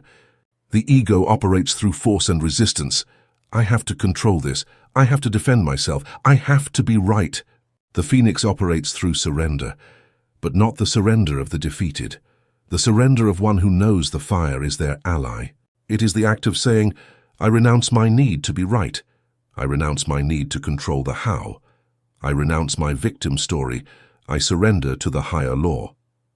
When the ego surrenders, it stops consuming energy in defense. All that massive energy you use to sustain your masks and walls is suddenly released. And that burst of released energy is what propels you upward.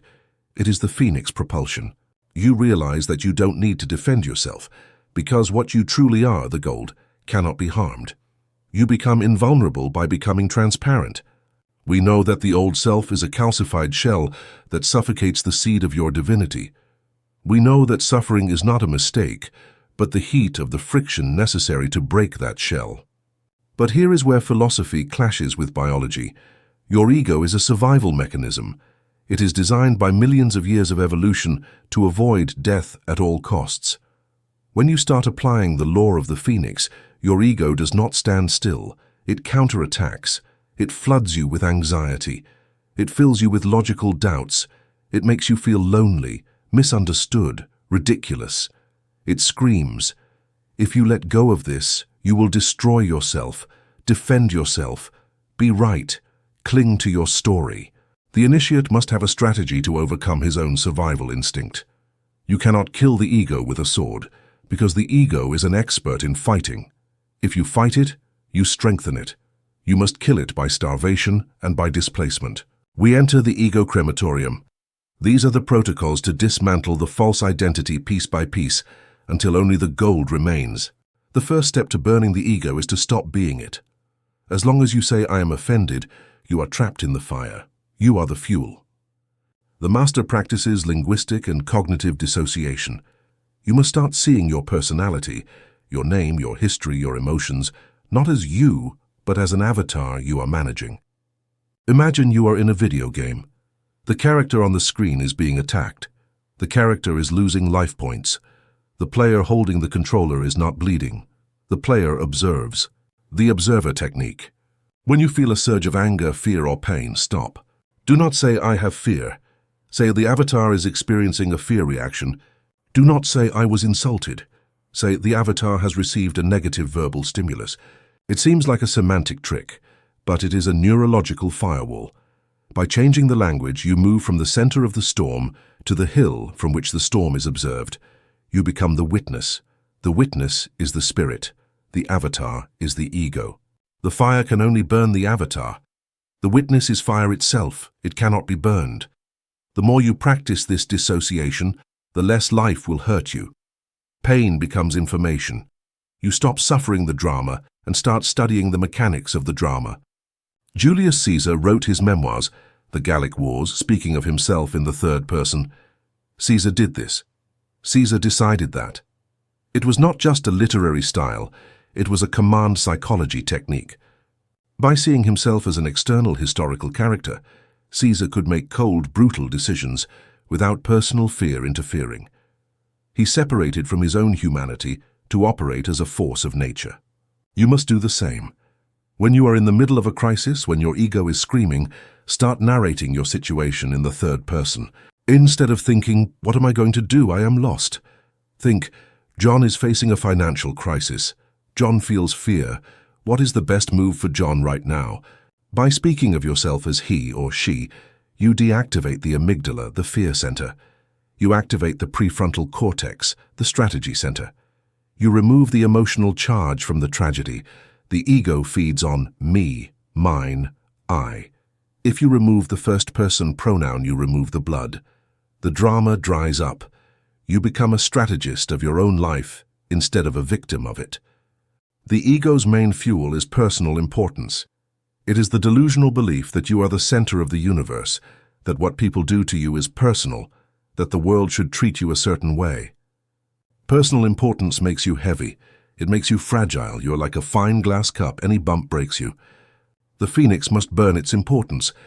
The master actively seeks out situations that insult his ego to practice non-defense. The non-defense ritual. When someone criticizes you, judges you, or verbally attacks you, your instinct, the ego, will want to jump at the jugular. It will want to explain, justify, counterattack. It will want to say, you don't know who I am. The Phoenix Protocol demands that you shut up. Do not defend yourself. Do not justify yourself. Let the insult enter. Feel it burn. Feel your ego writhe in pain, and let it burn. That burning you feel is not real harm. It is personal importance evaporating. Tell yourself, if I am not this ego, then this insult is hitting nothing real. It is hitting an empty image. Let the image break. When you learn to take a hit to the ego without reacting, you become invulnerable. You realize that your real dignity, your gold, cannot be touched by the words of others. Only your vanity, your lead, can be hurt. The man who does not defend his image is a man who has transcended his image. He has become transparent. Arrows pass through him without finding a target. Do not wait for life to bring you a giant tragedy to kill the ego. Practice the daily death. They are small acts of voluntary renunciation that weaken the shell. Yield the way. When you are right in a trivial argument, yield. Let the other person win. Observe how your ego screams, but I am right. Smile and let it die. You have gained something more valuable than being right. You have gained control over your need to be right. Anonymity. Do something good and make sure no one finds out. The ego wants recognition. It wants its name on the plaque. If you deny it the applause, the ego starves, and the act becomes pure spiritual power. The menial task. If you are the boss, clean the floor one day. If you are the teacher, sit as a student. Break the crystallization of your status. Remind yourself that your social role is just a disguise, not your skin. These micro-suicides keep you light. They keep you flexible. They prevent the shell from becoming too hard. They prepare you so that when the true phoenix fire arrives, the great transformation, you can release your old life without tearing yourself apart. If you practice this with enough intensity, you will inevitably reach a terrifying point. It is the 0 point. It is the moment when you have burned so many layers of your false identity that you no longer know who you are. Your old friends don't recognize you. Your old tastes disappear. Your old motivations, money, fame, fear, evaporate. You look in the mirror and see a stranger. You feel an immense void in your chest. The profane calls this existential crisis or depression. He runs to the doctor for pills to be returned to normalcy, the old dream. The initiate knows that this void is the resurrection chamber. It is the exact moment between the ashes and the bird. Do not run from the void. Sit in it. Inhabit it. That void is not nothing. It is pure potentiality. It is the space you have cleared for God, universal intelligence, to enter. Remember the physics. Nature abhors a vacuum. If you have emptied your cup of the old sour wine of your past, the universe is compelled to fill it with the new nectar of the future. In the 0 point, you are free. Since you are no one, you can become anyone. You are no longer defined by your past. You have erased the history. You are a blank page waiting for the decree of the 33rd degree. From the ashes, something rises. It is not the old you improved, it is a new creature. How does the phoenix feel? It feels light. It no longer carries the weight of what will others think. It feels cool. It no longer reacts with emotional heat to provocations. It has a stable internal temperature. It feels sovereign. It no longer asks permission to exist. It knows its right to be here is divine. This new identity is not based on the ego separation, but on the being connection. The ego says, I am better than you. The sovereign says, I am unique and you are unique, and we are both rays of the same sun. The ego competes, the sovereign creates. The ego needs to take, the sovereign needs to give. Once you have been reborn, you must return to the world. You must use a name, a job, a personality again. But now there is a fundamental difference. Before the mask was glued to your face, you were a slave to the character. Now you hold the mask with your hand. You know that John the lawyer is a role you play. You play it with excellence, passion, and art, but you know it is not you. You can put on the warrior mask when you need to fight. You can put on the lover mask when you need to connect. You can put on the sage mask when you need to teach. You have access to the entire wardrobe of the universe. Your identity is fluid. This is the final freedom. Nothing can define you, because you define yourself in every moment. If the world attacks you, you take off the mask they are attacking and put on another one. You are uncatchable. You are like water. You have transitioned from a fixed rough stone to living fire. Chapter 7. The Law of the Pelican, the Sacrifice of Power. If you seal a container and keep pumping energy into it, it will eventually explode. The energy that does not circulate stagnates. Water that does not run rots. Blood that does not flow coagulates and kills the body. The profane seeks power to possess it. The master seeks power to give it, not out of moral goodness but out of mechanical necessity. To receive more, he must constantly empty himself.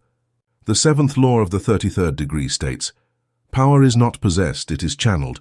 The only way to maintain authority over energy is by giving it away. Sacrifice is not a loss. It is the opening of the floodgate that allows the flow of the eternal river. Welcome to the law of the Pelican. To understand this law, you must change your mental model of wealth and power. The ego's model is the reservoir. The ego wants to accumulate. It wants a tank full of water, money, love, knowledge, and to close the faucet so it doesn't escape. It believes security is retention, but a closed reservoir has a limit. Once full, it cannot receive one more drop, it becomes static. And in the universe, static is death. The master's model is the pipeline. The master does not want to retain the water. He wants the water to flow through him with the greatest pressure and volume possible. He doesn't care if the water stays, he cares about the flow. He knows that as long as he is an open and clean channel, the infinite ocean will be behind him pushing. He will never run dry, because he is connected to the source. The law of the Pelican is the transition from being a reservoir, fear of losing, to being a pipeline, trust in the flow. If you want more power, you have to be willing to let it pass through. If you want more money, you have to circulate it. If you want more wisdom, you have to teach it. Sacred geography gives us the perfect example. In Israel, there are 2 bodies of water, fed by the same river, the Jordan. The Sea of Galilee receives water from the Jordan and lets it flow out to the south. It is a lake full of life, fish, and vegetation. It is vibrant because it gives what it receives. The Dead Sea receives the same water from the Jordan but retains it. It has no outlet. It keeps every drop. As a result, the water evaporates, the salts concentrate, and nothing can live there. It is toxic. You are one of those two seas. If you receive knowledge, money, and love but do not circulate them, you become a dead sea. Your energy becomes heavy, salty, and toxic. You become arrogant, stagnant, and neurotic. The Pelican's sacrifice is simply opening the outlet gate. It is the act of feeding others, your children, your students, your community, the world, with the substance you have received.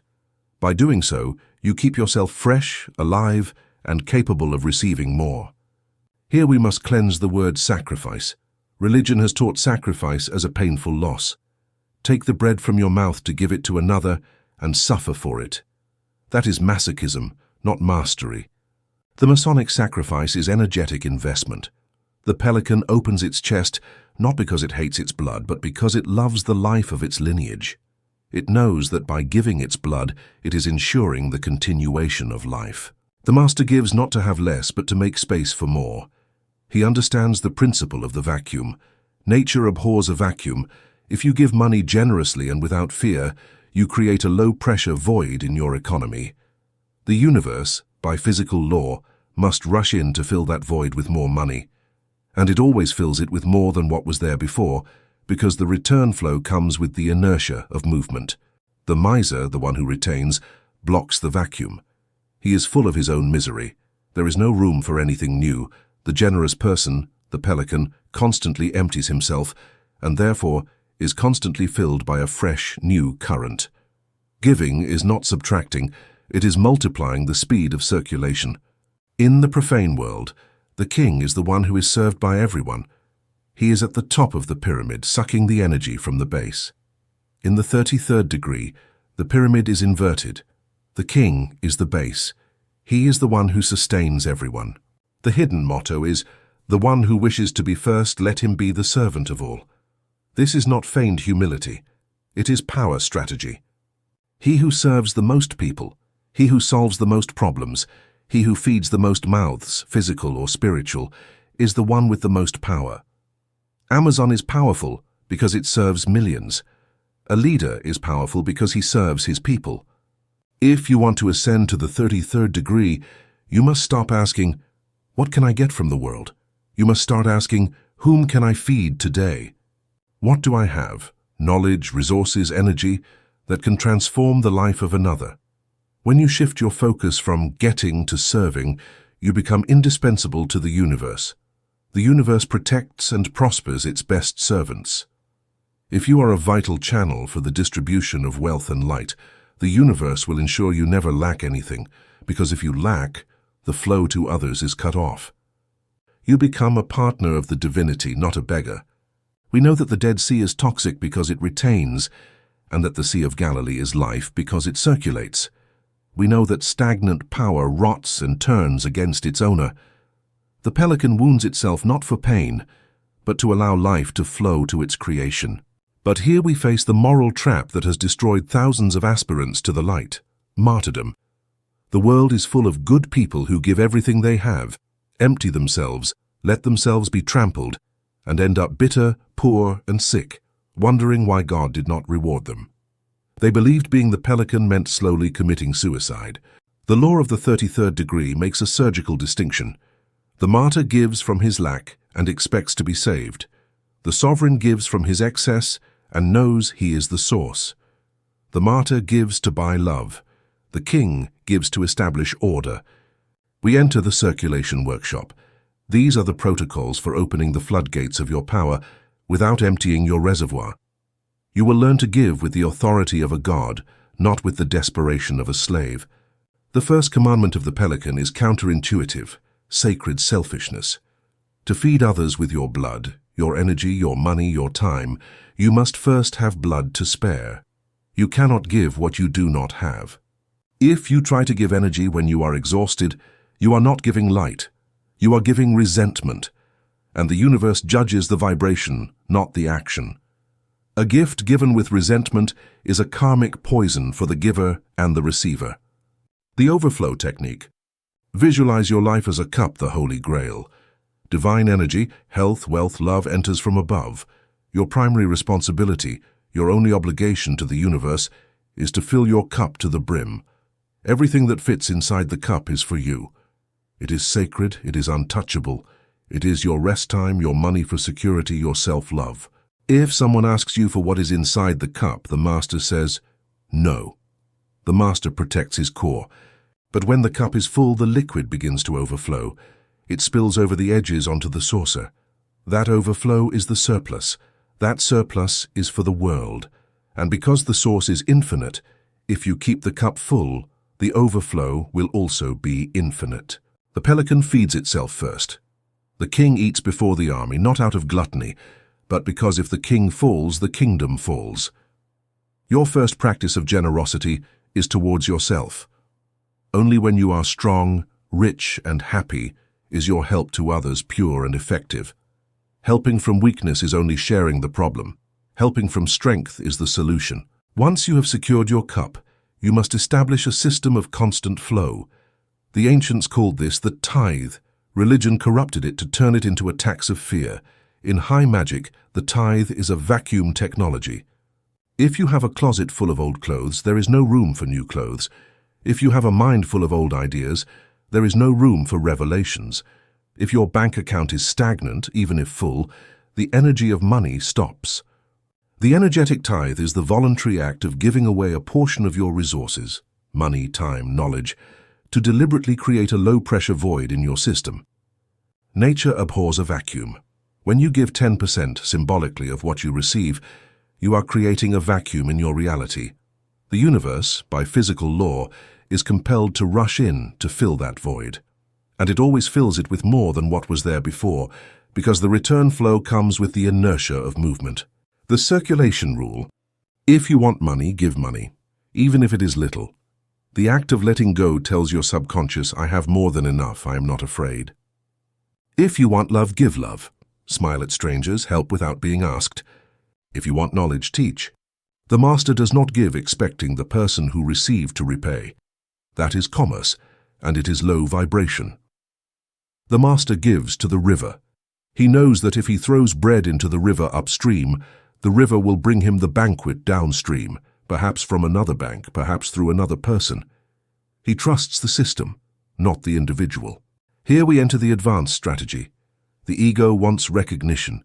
When it gives, it wants to be thanked. It wants a plaque with its name on it. Look how good I am. That desire for recognition is a leak. You are exchanging your spiritual power for a cheap payment of social validation. The transaction closes there. You gave money, you received applause. Done. There is no power growth. The 33rd degree practices the anonymous gift, giving without anyone knowing who it was, performing the miracle and disappearing into the shadows. Why? Because when you give and no one thanks you, the energy does not discharge. The circle does not close socially. The energy of that kind act remains trapped in your system, seeking an outlet. It generates positive karmic pressure. The universe is in debt to you, and since the universe always pays its debts and cannot pay you with applause, because no one knows it was you, it pays you with power, it pays you with synchronicity, it pays you with luck. The anonymous gift is the highest yield investment there is. You are accumulating a treasure in the bank of heaven, the quantum field. When you need a miracle, you can withdraw from that account. Be the invisible benefactor. Be the hand of God acting from the fog. The pelican feeds its young, not the rats. A vital part of the law of sacrifice is discernment. The Master is not an open faucet pouring water into the desert. He is a directed channel. There is a brutal Hermetic saying, "Do not give what is holy to dogs, nor throw your pearls before pigs, lest they trample them underfoot and turn and tear you to pieces." This is not elitism. It is protection of resources. There are people and situations who are black holes. They are energy vampires or broken bags. No matter how much you give them, it is never enough. They do not use your energy to grow. They use it to maintain their pathology. Giving them money, they waste it. Giving them advice, they ignore it and complain. Giving them love, they demand more. Giving power to someone who cannot contain it is an act of destruction, not charity. The Master evaluates the vessel. Before pouring his blood, his energy, he looks at the other and asks, does this person have the structure to receive this? Will they use this to elevate themselves or to sink further? If the vessel is broken, the master closes the floodgate, not out of cruelty, but out of respect for energy. Energy must go where it produces life. The master seeks fertile ground. He seeks people who, with a little help, ignite and become suns. Do not waste your gold. Your gold is sacred. The highest form of giving is not material. It is mental. The greatest gift you can give the world is your light, your understanding, your map. That is why every master eventually becomes a master to others, not out of vanity, but out of spiritual biology. The law of retention by transmission. You only keep what you teach. If you learn a truth and keep it to yourself, it stagnates and is forgotten. If you learn a truth and teach it to another, you have to structure it. You have to understand it twice. You have to live it to demonstrate it. By teaching, you engrave the knowledge into your own bones. The Pelican's sacrifice is also sharing the secret of flight. Do not be afraid to create competitors. Do not be afraid of the student surpassing the master. In the realm of the spirit, there is no competition. There is only expansion. The more light you ignite in others, the more illuminated your own path will be. Create other kings. A king surrounded by slaves is insecure. A king surrounded by kings is invincible. Finally, what does the master do with his own suffering? With his scars? The profane hides his wounds or uses them to ask for pity. The master uses his wounds as maps for others. The final sacrifice is taking your past pain, transmuting it into wisdom and offering it as medicine. I went through this hell and found the way out. Here is the map. When you do this, your pain acquires meaning. Suffering ceases to be a sterile tragedy and becomes the price you paid for wisdom that now saves others. The Pelican uses its own wound to feed. Your story of overcoming is the most nutritious bread you can offer to a humanity hungry for hope. Chapter 8, The Law of Sovereignty, the Inner Throne. Throughout your life you have been standing, you have been running, you have been begging at the gates of your own palace, asking life to give you a little luck, a little love, a little health. You have acted as a pretender to the throne, always waiting for the right moment to be crowned. You have waited for permission from your parents, your boss, the economy, your partner. The eighth law breaks the wait. It is the law of legitimacy. The universe does not respond to need, it responds to rank. Reality is a court that only obeys the one who sits on the throne. No one will crown you but yourself. Sovereignty is not granted, it is assumed. Welcome to the inner throne. To understand sovereignty, you must first understand why you lost it. You were born a king. A baby does not ask permission to cry, to eat, or to exist. It is the center of its universe. It has its own gravity. But as you grew up, you were taught to abdicate. You were taught that your worth depended on what you did, not on what you were. You were taught that authority was external, in the teacher, the father, the government, the distant God. Little by little, you stepped down from the throne, you left the seat empty, and you went to live in the stables of your own mind. What happens when the throne is empty? Usurpation occurs. When there is no conscious sovereign at the center of your psyche, the barren thieves take power. Fear sits on the throne and dictates your foreign policy. Isolation. Anger sits on the throne and dictates your laws. Conflict. Scarcity sits on the throne and dictates your economy. Poverty. Your life is a kingdom in chaos not because you are evil, but because there is a power vacuum. Chaos is simply the absence of the king. Most people live waiting for God or life to come fix the kingdom. But the spiritual law is clear. The kingdom was given to you. You are the regent. If you do not govern, no one will do it for you. Let's talk physics, not politics. Sovereignty is a vibrational mass. In the solar system, the sun does not have to fight for the planets to revolve around it. It doesn't have to shout at them. It doesn't have to manipulate them. The sun simply is massive. It has so much mass, so much gravity, so much sovereignty, that the planets have no physical choice but to orbit it. The 33rd degree master becomes a sun. He develops such a density of presence, such certainty in his own identity, that circumstances, the planets, are compelled to orbit around his will. The profane is an asteroid. He is light. He has no center. Any external gravity deflects him. If the economy goes badly, the profane is deflected. If someone insults him, the profane is deflected. He is a satellite of circumstances. The sovereign is the center of gravity. If the economy goes badly, the sovereign creates his own economy. If someone insults him, the insult burns upon entering his atmosphere. He does not react, he emits. The distinguishing mark of the sovereign is that he never asks for permission to exist or to prosper. Analyze your mind. How many times a day do you ask for psychological permission? Is it okay if I take this break? Will they love me if I am myself?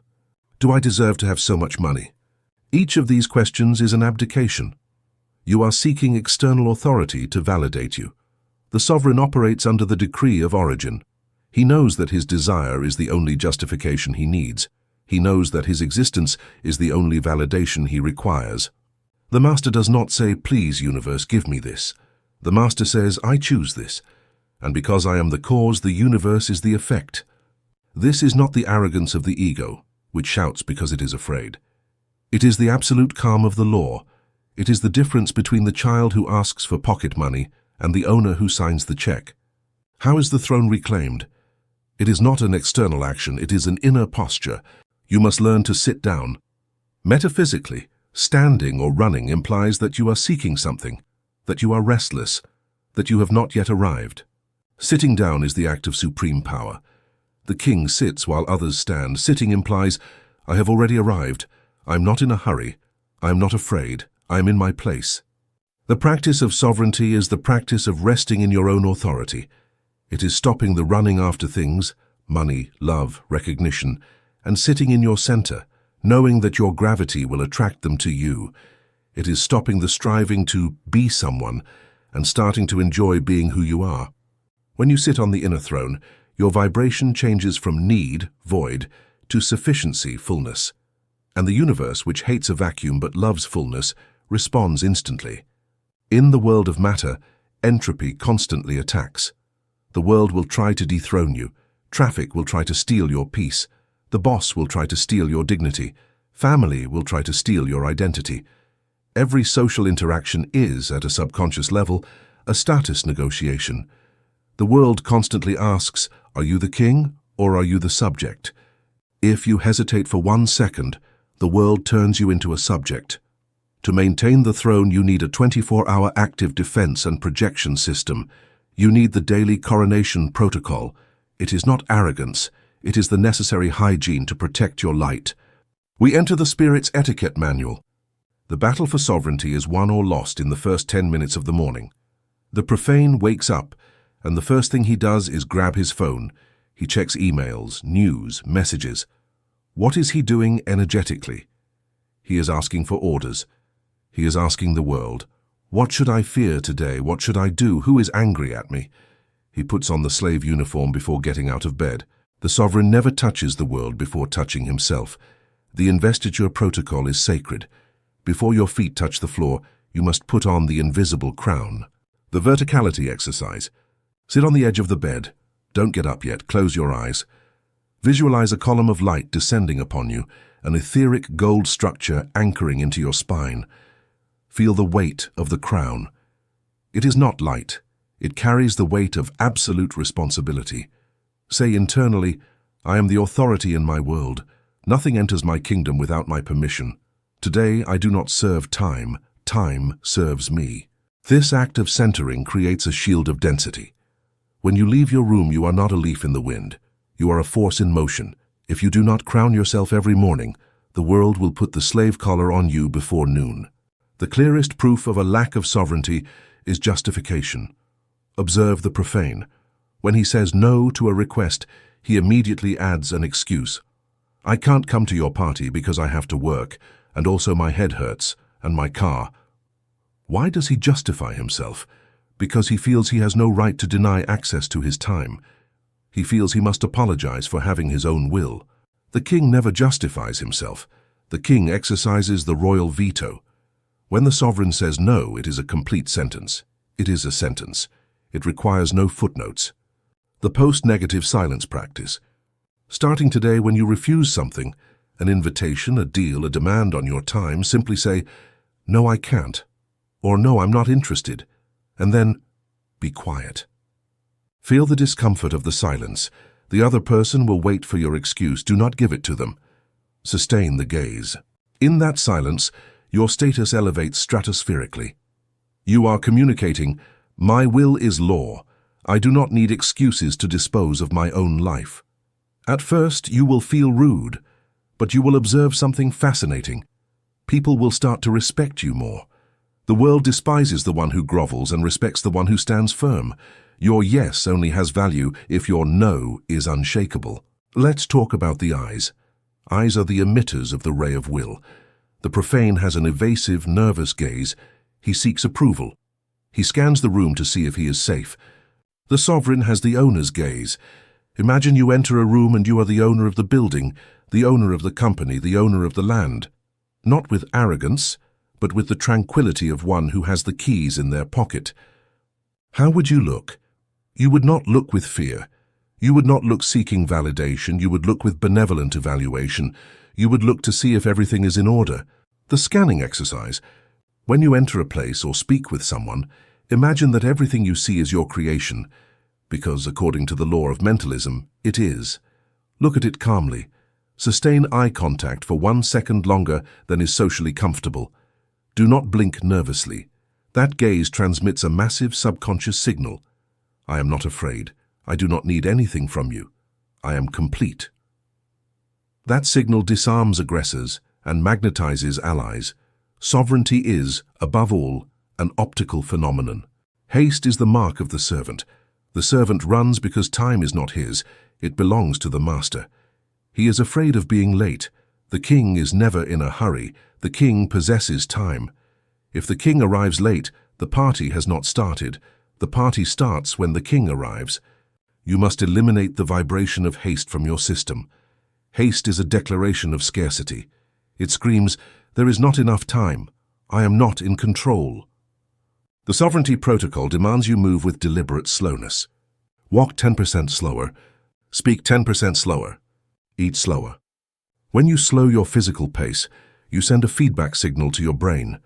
Everything is under control. There is no threat. Your cortisol level drops. Your charisma rises. A slow, deliberate movement indicates a greater gravitational mass. Large planets move majestically. Small asteroids move erratically. Be a planet, not a space stone. Force the world to wait a second. You will find that the world gladly waits for one who values themselves. Here we arrive at the core of power. A king can lose his territory, but he never loses his composure. If someone can make you angry, they have conquered you. If someone can make you cry or fear with a word, they are your owner. You have the remote control to your emotions in their hands. The sovereign builds an immunity field. It is a psychic barrier that says, "Your chaos does not enter my order." The crystal throne technique. Imagine you are sitting on an elevated throne, surrounded by impenetrable crystal. Below on the floor, people shout, insult, cry, or panic.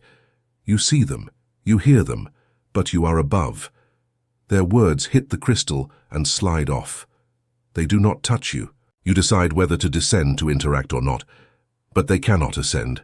When someone insults or criticizes you, do not react. Do not defend yourself. Defense is weakness. If the king steps down from the throne to fight a peasant in the mud, he has already lost, even if he wins the fight. Look at the aggressor with detached curiosity. Think, wow, this subject is very agitated. How interesting. That emotional distance is pure power. Non-reaction to attack is the greatest humiliation for the attacker and the greatest victory for the sovereign. What is the king's greatest privilege? He doesn't have to lie. The servant lies to protect himself. He lies to please. He lies to manipulate. The king is not afraid of the consequences. Therefore, he affords himself the luxury of truth. Sovereignty is measured by your capacity to be authentic without apology. Say what you think, with manners but without the fear filter. Show what you feel. Don't laugh at jokes that aren't funny. Don't nod if you disagree. Every time you pretend to fit in, you are abdicating. You are saying, the group's opinion is more important than my integrity. Paradoxically, this radical authenticity is what attracts the most. The world is hungry for something real.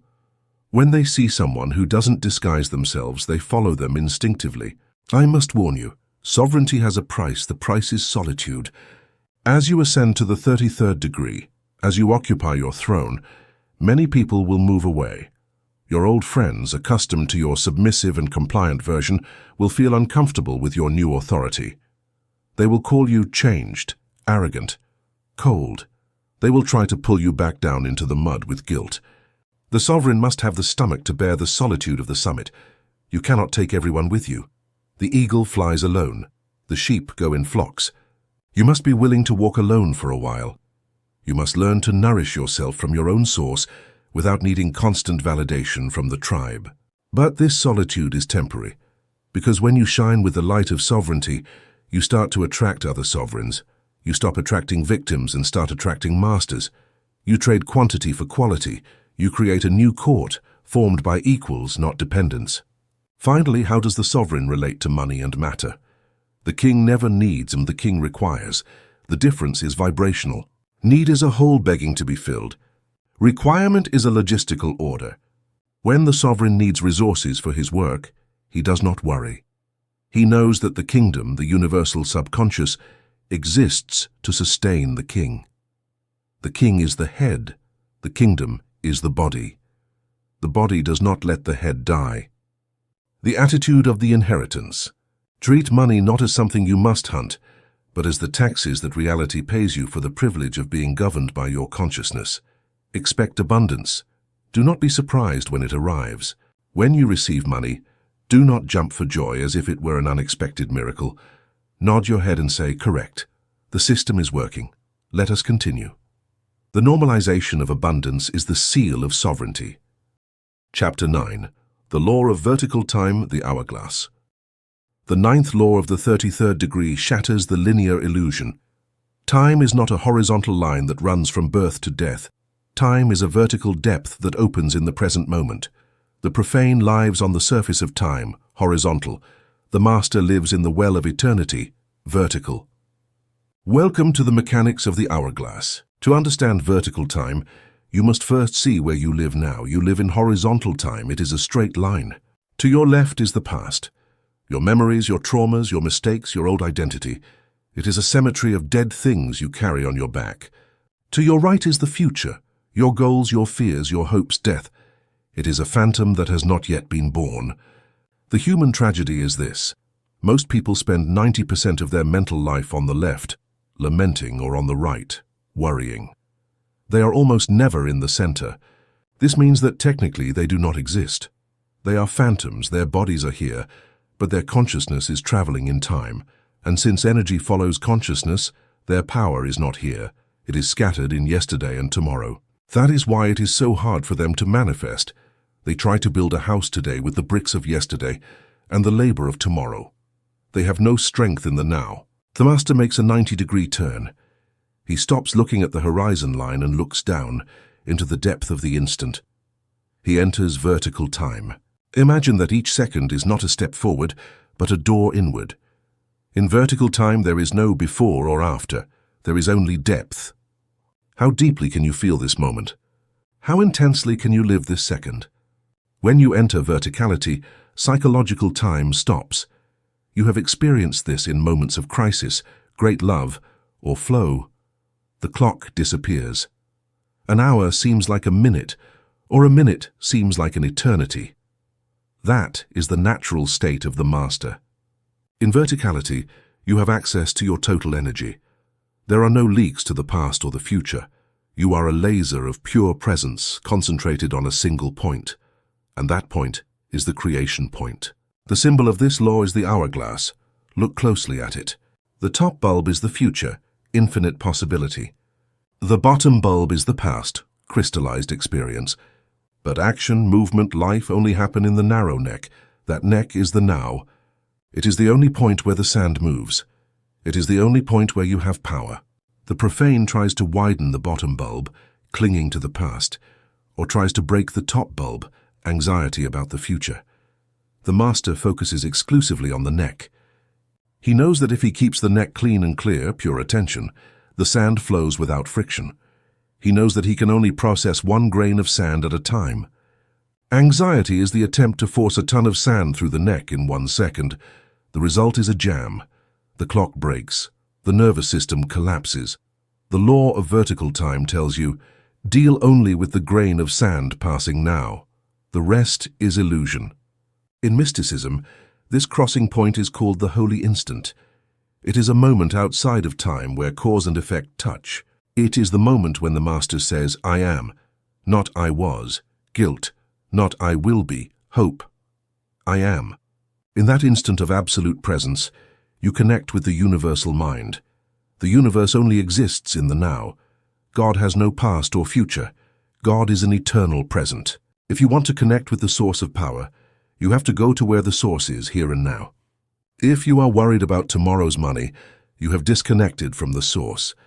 If you are angry about yesterday, you have disconnected from the source.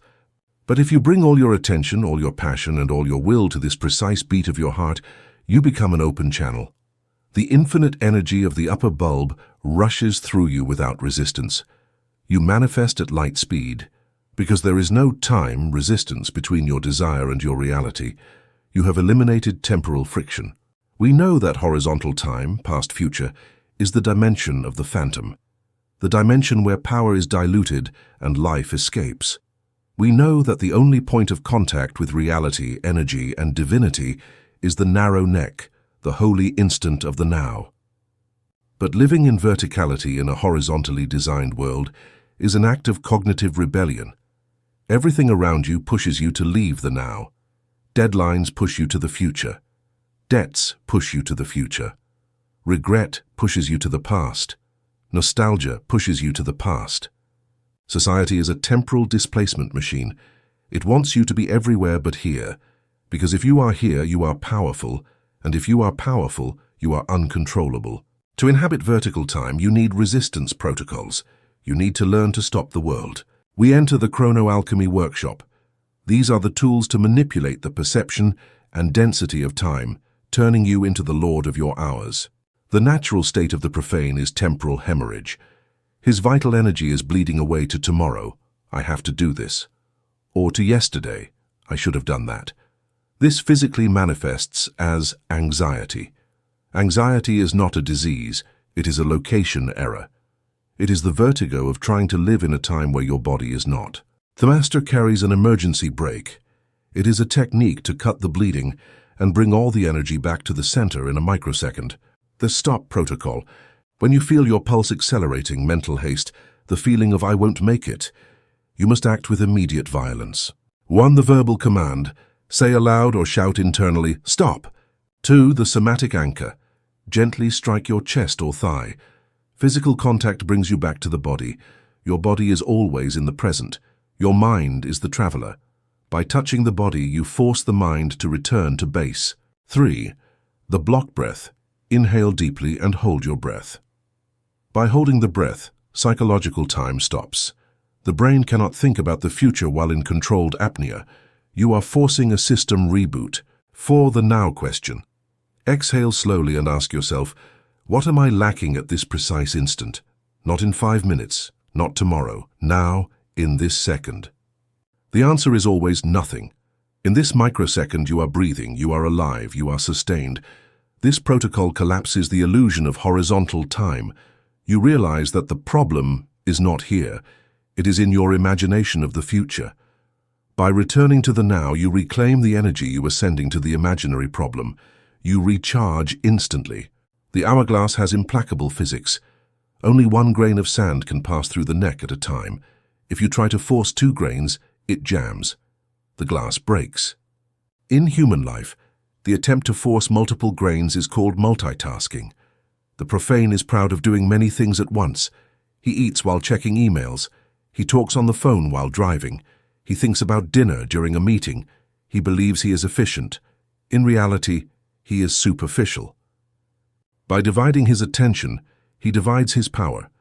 He lives on the surface of time where nothing is deep, nothing is sacred, and nothing is excellent. The Master practices radical monotasking. He respects the physics of the bottleneck, 1 grain at a time. If he is eating, he only eats. He feels the taste, the texture, the gratitude. That act of eating becomes vertical, deep, nourishing. If he is writing, the world disappears. Only the pen and the paper exist. If he is listening to someone, that person becomes the only being in the universe. The task consecration ritual. Before starting any activity, no matter how small, washing dishes, writing a report, the master pauses and consecrates the moment. He says, "For the next few minutes, this task is my universe. There is nothing else. I give my totality to this act." By doing this, time dilation occurs. When you put 100% of your consciousness into a task, subjective time slows down. You enter the flow state. You do in 20 minutes what takes the distracted profane 2 hours. Depth generates speed. Dispersion generates slowness. The master seems unhurried, yet finishes everything before anyone else, because he does not waste energy on the friction of task switching. How is an initiate's day organized? He doesn't use an endless to-do list that generates anxiety. He uses immersion blocks. The master divides his day into segments of vertical time. From 9 to 11 is the creation block. He closes the door, turns off the phone, dives into the well. During those 2 hours, the external world does not exist. From 11 to 12 hours is the management block. He opens the floodgates, answers emails. He is efficient and quick. From 1 hour to 2 hours is the nutrition block. He eats without screens. Each block is a mini-life. Upon entering a block, you die to everything else. If you are playing with your children, work is dead. It doesn't exist. You cannot worry about a phantom. If you are working, family is temporarily dead. This capacity to compartmentalize is the key to mental health and high performance. It avoids temporal cross-contamination. The profane is always contaminated. At work, he thinks about home. At home, he thinks about work. He is never anywhere. He is always anxious. The master is totally where he is, and that totality is power.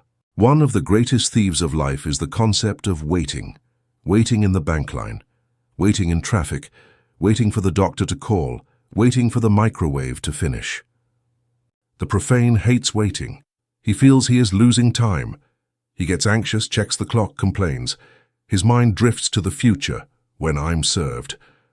The present becomes an annoying obstacle between him and his desire. The 33rd degree master never waits. He has eliminated the verb to wait from his dictionary. For the master, there is no dead time. There is only unassigned time. When the master finds himself in a line, he does not project himself to the moment of being served.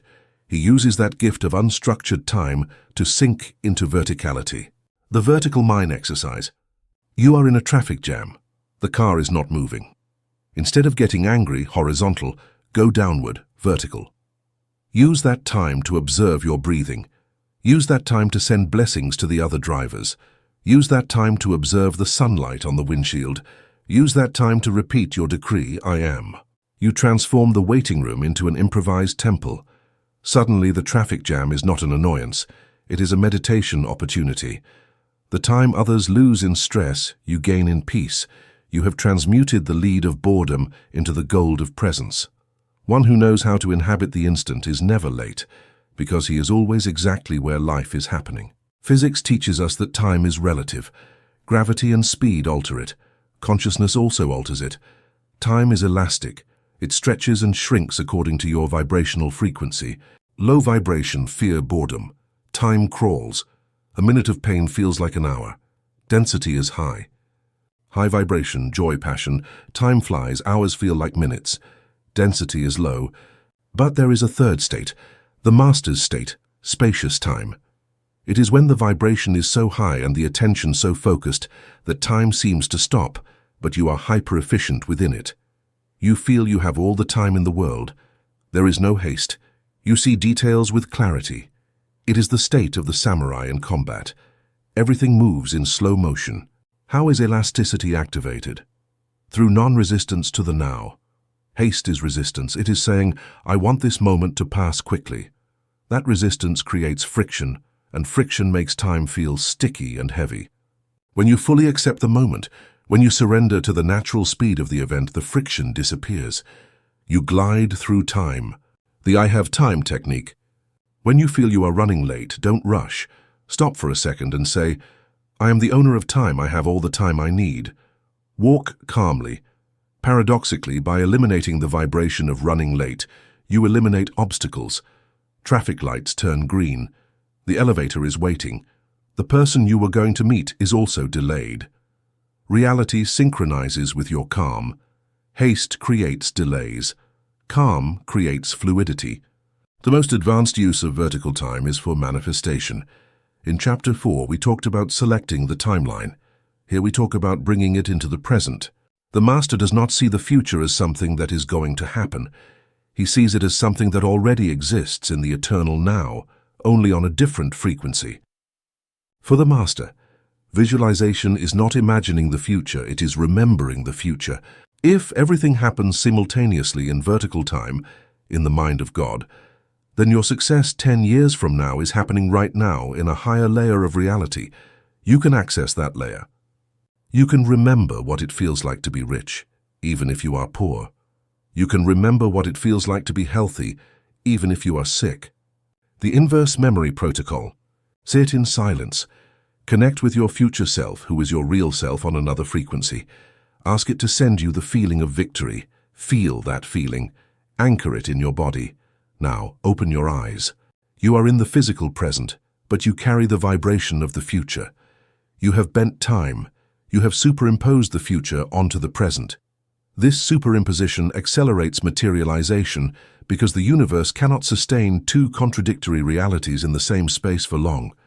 Either you drop to the old reality, or reality rises to your new frequency. If you stay in the verticality of the memory of the future, reality rises. We conclude with the mystical vision. The goal of the 33rd degree is not to manage time to be productive and earn more money. It is to manage time to touch eternity. William Blake said, "To see a world in a grain of sand and a heaven in a wild flower, hold infinity in the palm of your hand and eternity in an hour." That is the goal.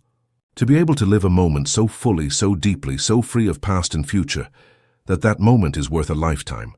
To look into your child's eyes and be there, totally, without the phone, without the worry of work. That is immortality. To feel the sun on your face and not wish you were anywhere else, that is heaven. The profane runs toward death, hoping to rest when he arrives. The Master rests in life, finding eternity in every breath. Vertical time is the exit door from the matrix of linear time. It is the door to freedom. Chapter 10. The Law of the Keystone, the Unit. This is the last illusion of the profane, and even of the advanced initiate. The illusion of separation. You believe you are a drop in the ocean. You believe you are a small transmitter, sending signals to a large satellite. The 10th law, the law of the 33rd degree, is the destruction of that boundary. The Master is not in the universe is in the Master. There is no inside and outside. The observer, the observed, and the act of observing are one and the same.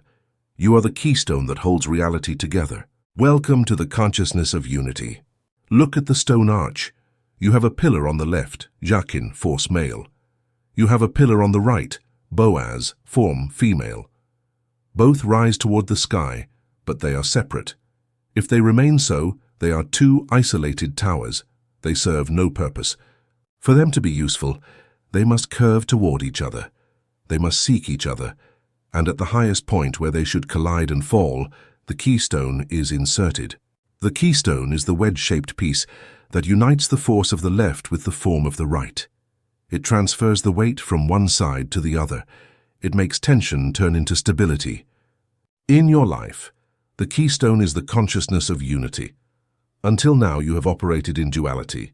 I want un subject versus the desired object, my will versus the world's resistance. This duality creates friction. It creates distance. The law of the keystone tells you, you are the object you desire, there is no distance. The money you seek is not something you have to get. It is a quality of your own energy that you have to recognize. Health is not in the doctor, it is in your vibrational pattern. Love is not in another person, it is your own essence seeking reflection. When you place the keystone, you stop chasing and start emanating. You understand that everything you see outside is just a mirror of your own insides. And if everything is you, what can you fear? What can you lack? The ancient alchemists said, all is in the all. Modern physics calls it the holographic universe. If you cut a hologram into 100 pieces, each small piece contains the complete image of the whole, just with less resolution. You are a holographic fragment of the mind of God. This means you don't have a part of God's power. You have all the power coded in your center. You don't need to connect to the universe's Wi-Fi. You are the signal. The profane prays to a God who is up high in the clouds, external and capricious. He feels small. The 33rd degree master does not pray to God. He prays from God. He operates from the assumption that his mind and the universal mind are the same fabric. When the master thinks, God thinks. When the master decrees, the law moves. This is not a declaration of ego. I am God, said by the small personality. It is a declaration of responsibility. I am the channel through which divinity experiences itself. It is supreme humility and supreme power at the same time. If you understand that you are the whole, the struggle ends. Why would you fight against your own hand? Why would you hate your own foot? If your enemy is part of you, a projection of your shadow, you do not fight, you integrate. If scarcity is part of you, a projection of your fear, you do not combat, you heal. The Keystone brings deep peace. It is the end of us against them. It is the end of me against the world. The world is your extended body. You treat your business as you treat your lung, with care, expecting it to work without anxiety. You treat your employees or clients as you treat your cells, nurturing them so they serve you. When you stop fighting reality and start cooperating with it as if it were your own body, friction disappears. You enter the perpetual flow. Things cease to be difficult because there is no one pushing against you anymore. It is only you dancing with yourself in the mirror of the cosmos. In the Bible it is said, if your eye is single, your whole body will be full of light. The single eye is the vision that has transcended the duality of good and evil. It is the vision that sees the underlying perfection. The profane sees tragedy. The master sees evolution. The profane sees loss. The master sees space for the new. The profane sees death. The master sees transformation. Placing the keystone means adopting the unified vision. It means trusting that everything that happens in your life, absolutely everything, is part of a perfect architecture designed for your expansion. Even the pain, even the fall, everything is material for the temple. When you look at the world with the single eye, fear dissolves because fear requires something external to threaten you. If nothing is external, nothing is a threat. You become invincible, not because you have the strongest armor, but because there is no one attacking you. It is only you playing hide and seek with yourself. We know that duality, force and form, creates the necessary tension for life, but the tension only becomes stable and eternal when the keystone of unity is placed. You know that you are not in the universe, but that the universe is in you. But this truth is radioactive. If you touch it without preparation, your ego burns. The ego is designed for separation. Its job is to say, I am this, and that is not me. To live the law of unity, you must hack the operating system of your perception. You must learn to walk down the street, see a tree, a building, or a stranger, and feel with the same certainty with which you feel your hand, that that is also you. This is the fusion protocol. It is the Grand Inspector's final practice. You no longer inspect the work from the outside. You become the work. The first boundary you must break is that of your own skin. Your brain tells you that your skin is a wall that separates you from the outside. Physics tells you that your skin is a porous membrane, a field of constant atomic and energetic exchange. There is no point where you end and the air begins. It is a gradient. The master practices the expansion of the auric field. It is an exercise in variable geometry, the expansion ritual. Sit on your throne, close your eyes. Feel the boundaries of your body, feel the skin. Now visualize your consciousness as a gas, a luminous mist that is trapped inside the bottle of your body. Remove the cap, the crown chakra. Feel your consciousness expand. Fill the room. Feel the walls of the room as if they were your second skin. You are the room. Expand further. Fill the neighborhood. Continue until the earth is a small sphere spinning in your center. In this expanded state, your personal problems, the bill, the knee pain, become microscopic. They are events occurring inside one cell of your cosmic body. From this immensity there is no fear. What can threaten the space that contains everything? This daily practice recalibrates your sense of identity. You stop being the particle and become the field. When you return to your small body, you bring the memory of immensity with you. and that memory gives you a dignity that no one can break. Unity is not just a solitary exercise. It is tested in contact with the other, and this is where most fail. They meditate on unity, but then they go out onto the street and judge the driver who cuts them off. That idiot. The moment you say idiot, you have broken the keystone. You have returned to separation. You have fallen from the 33rd degree to the 1st degree. The Master uses a social technology called the Namaste of power. It is not the submissive yoga greeting. It is a recognition of authority. It means the God in me sees and recognizes the God in you, despite your disguise. The recognition practice. When you meet someone, especially someone difficult, an enemy, a debtor, a tyrant, do not look at their mask, their personality, their ego. Use your X-ray vision to look behind their eyes. There in the background is a spark of the same universal mind that inhabits you. That spark is trapped in a maze of fears and traumas, but it is there. Speak to the spark. Say internally, I see you, I know who you are me in another disguise. When you do this, a phenomenon of quantum entanglement occurs. By recognizing their divinity, you activate yours, and often the other person reacts. They calm down. They treat you with respect. They don't know why, but they feel seen on a deep level.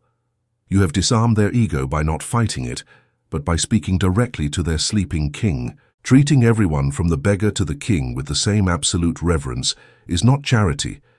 It is the affirmation that you are everything. If you despise the beggar, you despise yourself. If you fear the king, you fear yourself. Unity eliminates social fear. How can you be afraid of yourself? We arrive at the final technical correction for manifestation. The profane tries to use the law of attraction. The word attraction implies that the desired object, money, love, is far away and you have to pull it toward you. This implies separation. It implies duality. And duality generates resistance. The 33rd degree master does not use attraction. He uses emanation. Since the keystone unifies everything, the master knows that money, health, and love are already within his field of consciousness. They are not out there. They are here in a latent state. You don't have to go look for them. You have to emit them. Think of the sun. The sun does not attract light. The sun is light and emanates it outward. If you want love, do not go looking for it like a hungry beggar. Emanate love, vibrate in love. Become a star of love so dense that the planets, people, have no choice but to orbit you. If you want money, do not chase it. Emanate value, emanate prosperity, emanate the feeling of wealth. When you shift from trying to get to starting to radiate, the pressure disappears. There is no more anxiety about the outcome because the source is within. Emanation is a constant outward flow, and by physical law, what goes out must be resupplied. The more you emanate, the more you receive. It is a perpetual high-energy cycle. If everything is one, and if the external world is a projection of your inner world, as we saw in the law of order, then you have one terrifying and wonderful responsibility.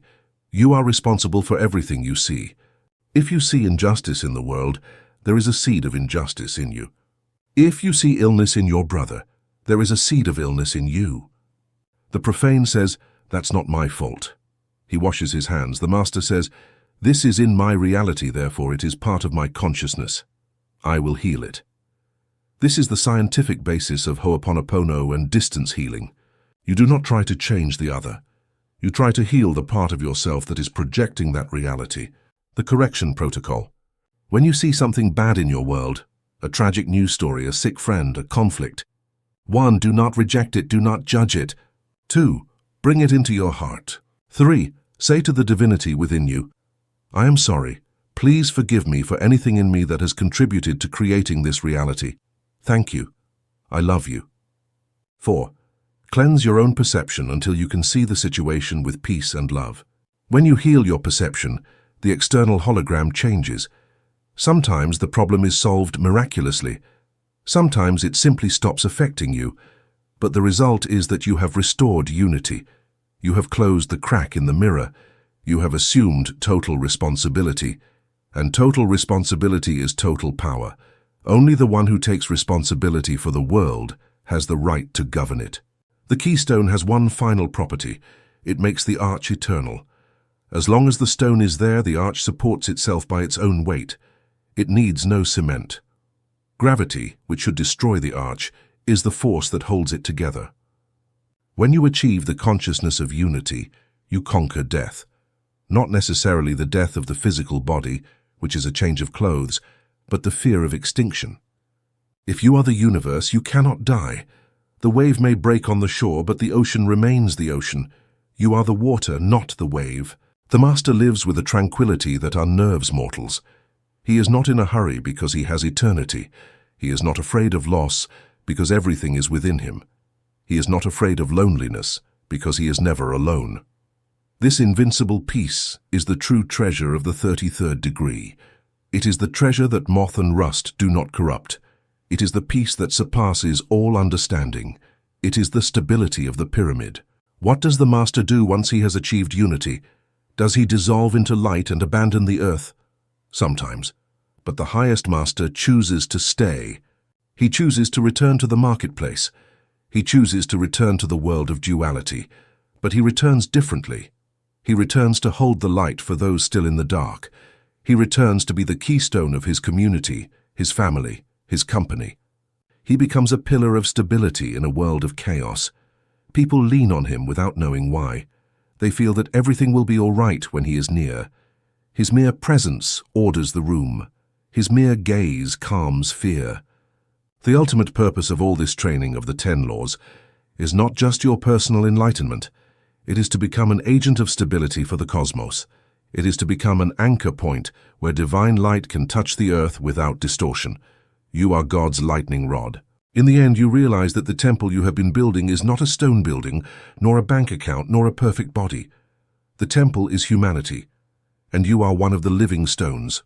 By perfecting yourself, by squaring your stone, you fit perfectly into the wall of human evolution. You make the whole structure stronger. Your personal success elevates the average of human success. Your freedom liberates others.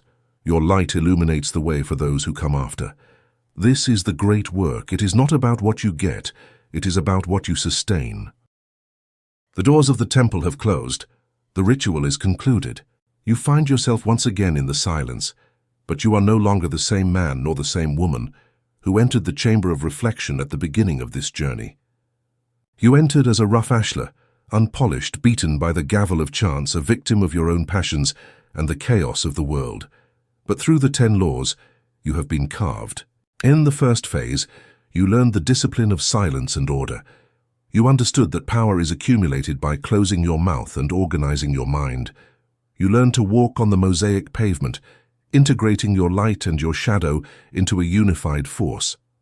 In the second phase, you took the tools. You aligned your life with the square of rectitude and the compasses of the Spirit. You recovered the lost word, learning to decree instead of ask. You accepted the fire of the phoenix, letting your small ego die so the sovereign could be born, and you learned the hydraulics of the Pelican, serving the world to maintain your own flow. And in the third phase, you ascended to the throne. You sat in your own sovereignty, stopped time in the vertical hourglass, and finally placed the keystone, dissolving the illusion of separation between you and the cosmos. Now you carry the rank of Grand Inspector. But this title is not a medal to be worn before the profane. It is a burden of sacred responsibility. The Grand Inspector is the one who sees. He is the one who can look at the chaos of the world and not be dragged down by it, but who, with his mere presence, imposes order. He is the one who sustains the structure of reality for those who are weaker. You are now a pillar of the temple of humanity. Wherever you go, you carry the temple with you. Your mind is the lodge, your heart is the altar, your will is the gavel. You no longer seek the light. You have become the source of the light. The world will test you, chaos will try to enter, but you will remain immovable, centered on your axis, knowing that nothing can touch the one who has conquered himself. Your work is finished. Your reign has begun. The final question is not what you will achieve, but what world will you build with the power you now hold? If this code has awakened the Master in you, seal this pact. Subscribe to our channel, Path of Knowledge, to continue your instruction in the greater mysteries. Like this video as your signature in the Book of Life. Share this code with those who are ready to pass from darkness into light. Thank you for your work in the quarry. The work is perfect. Go in peace.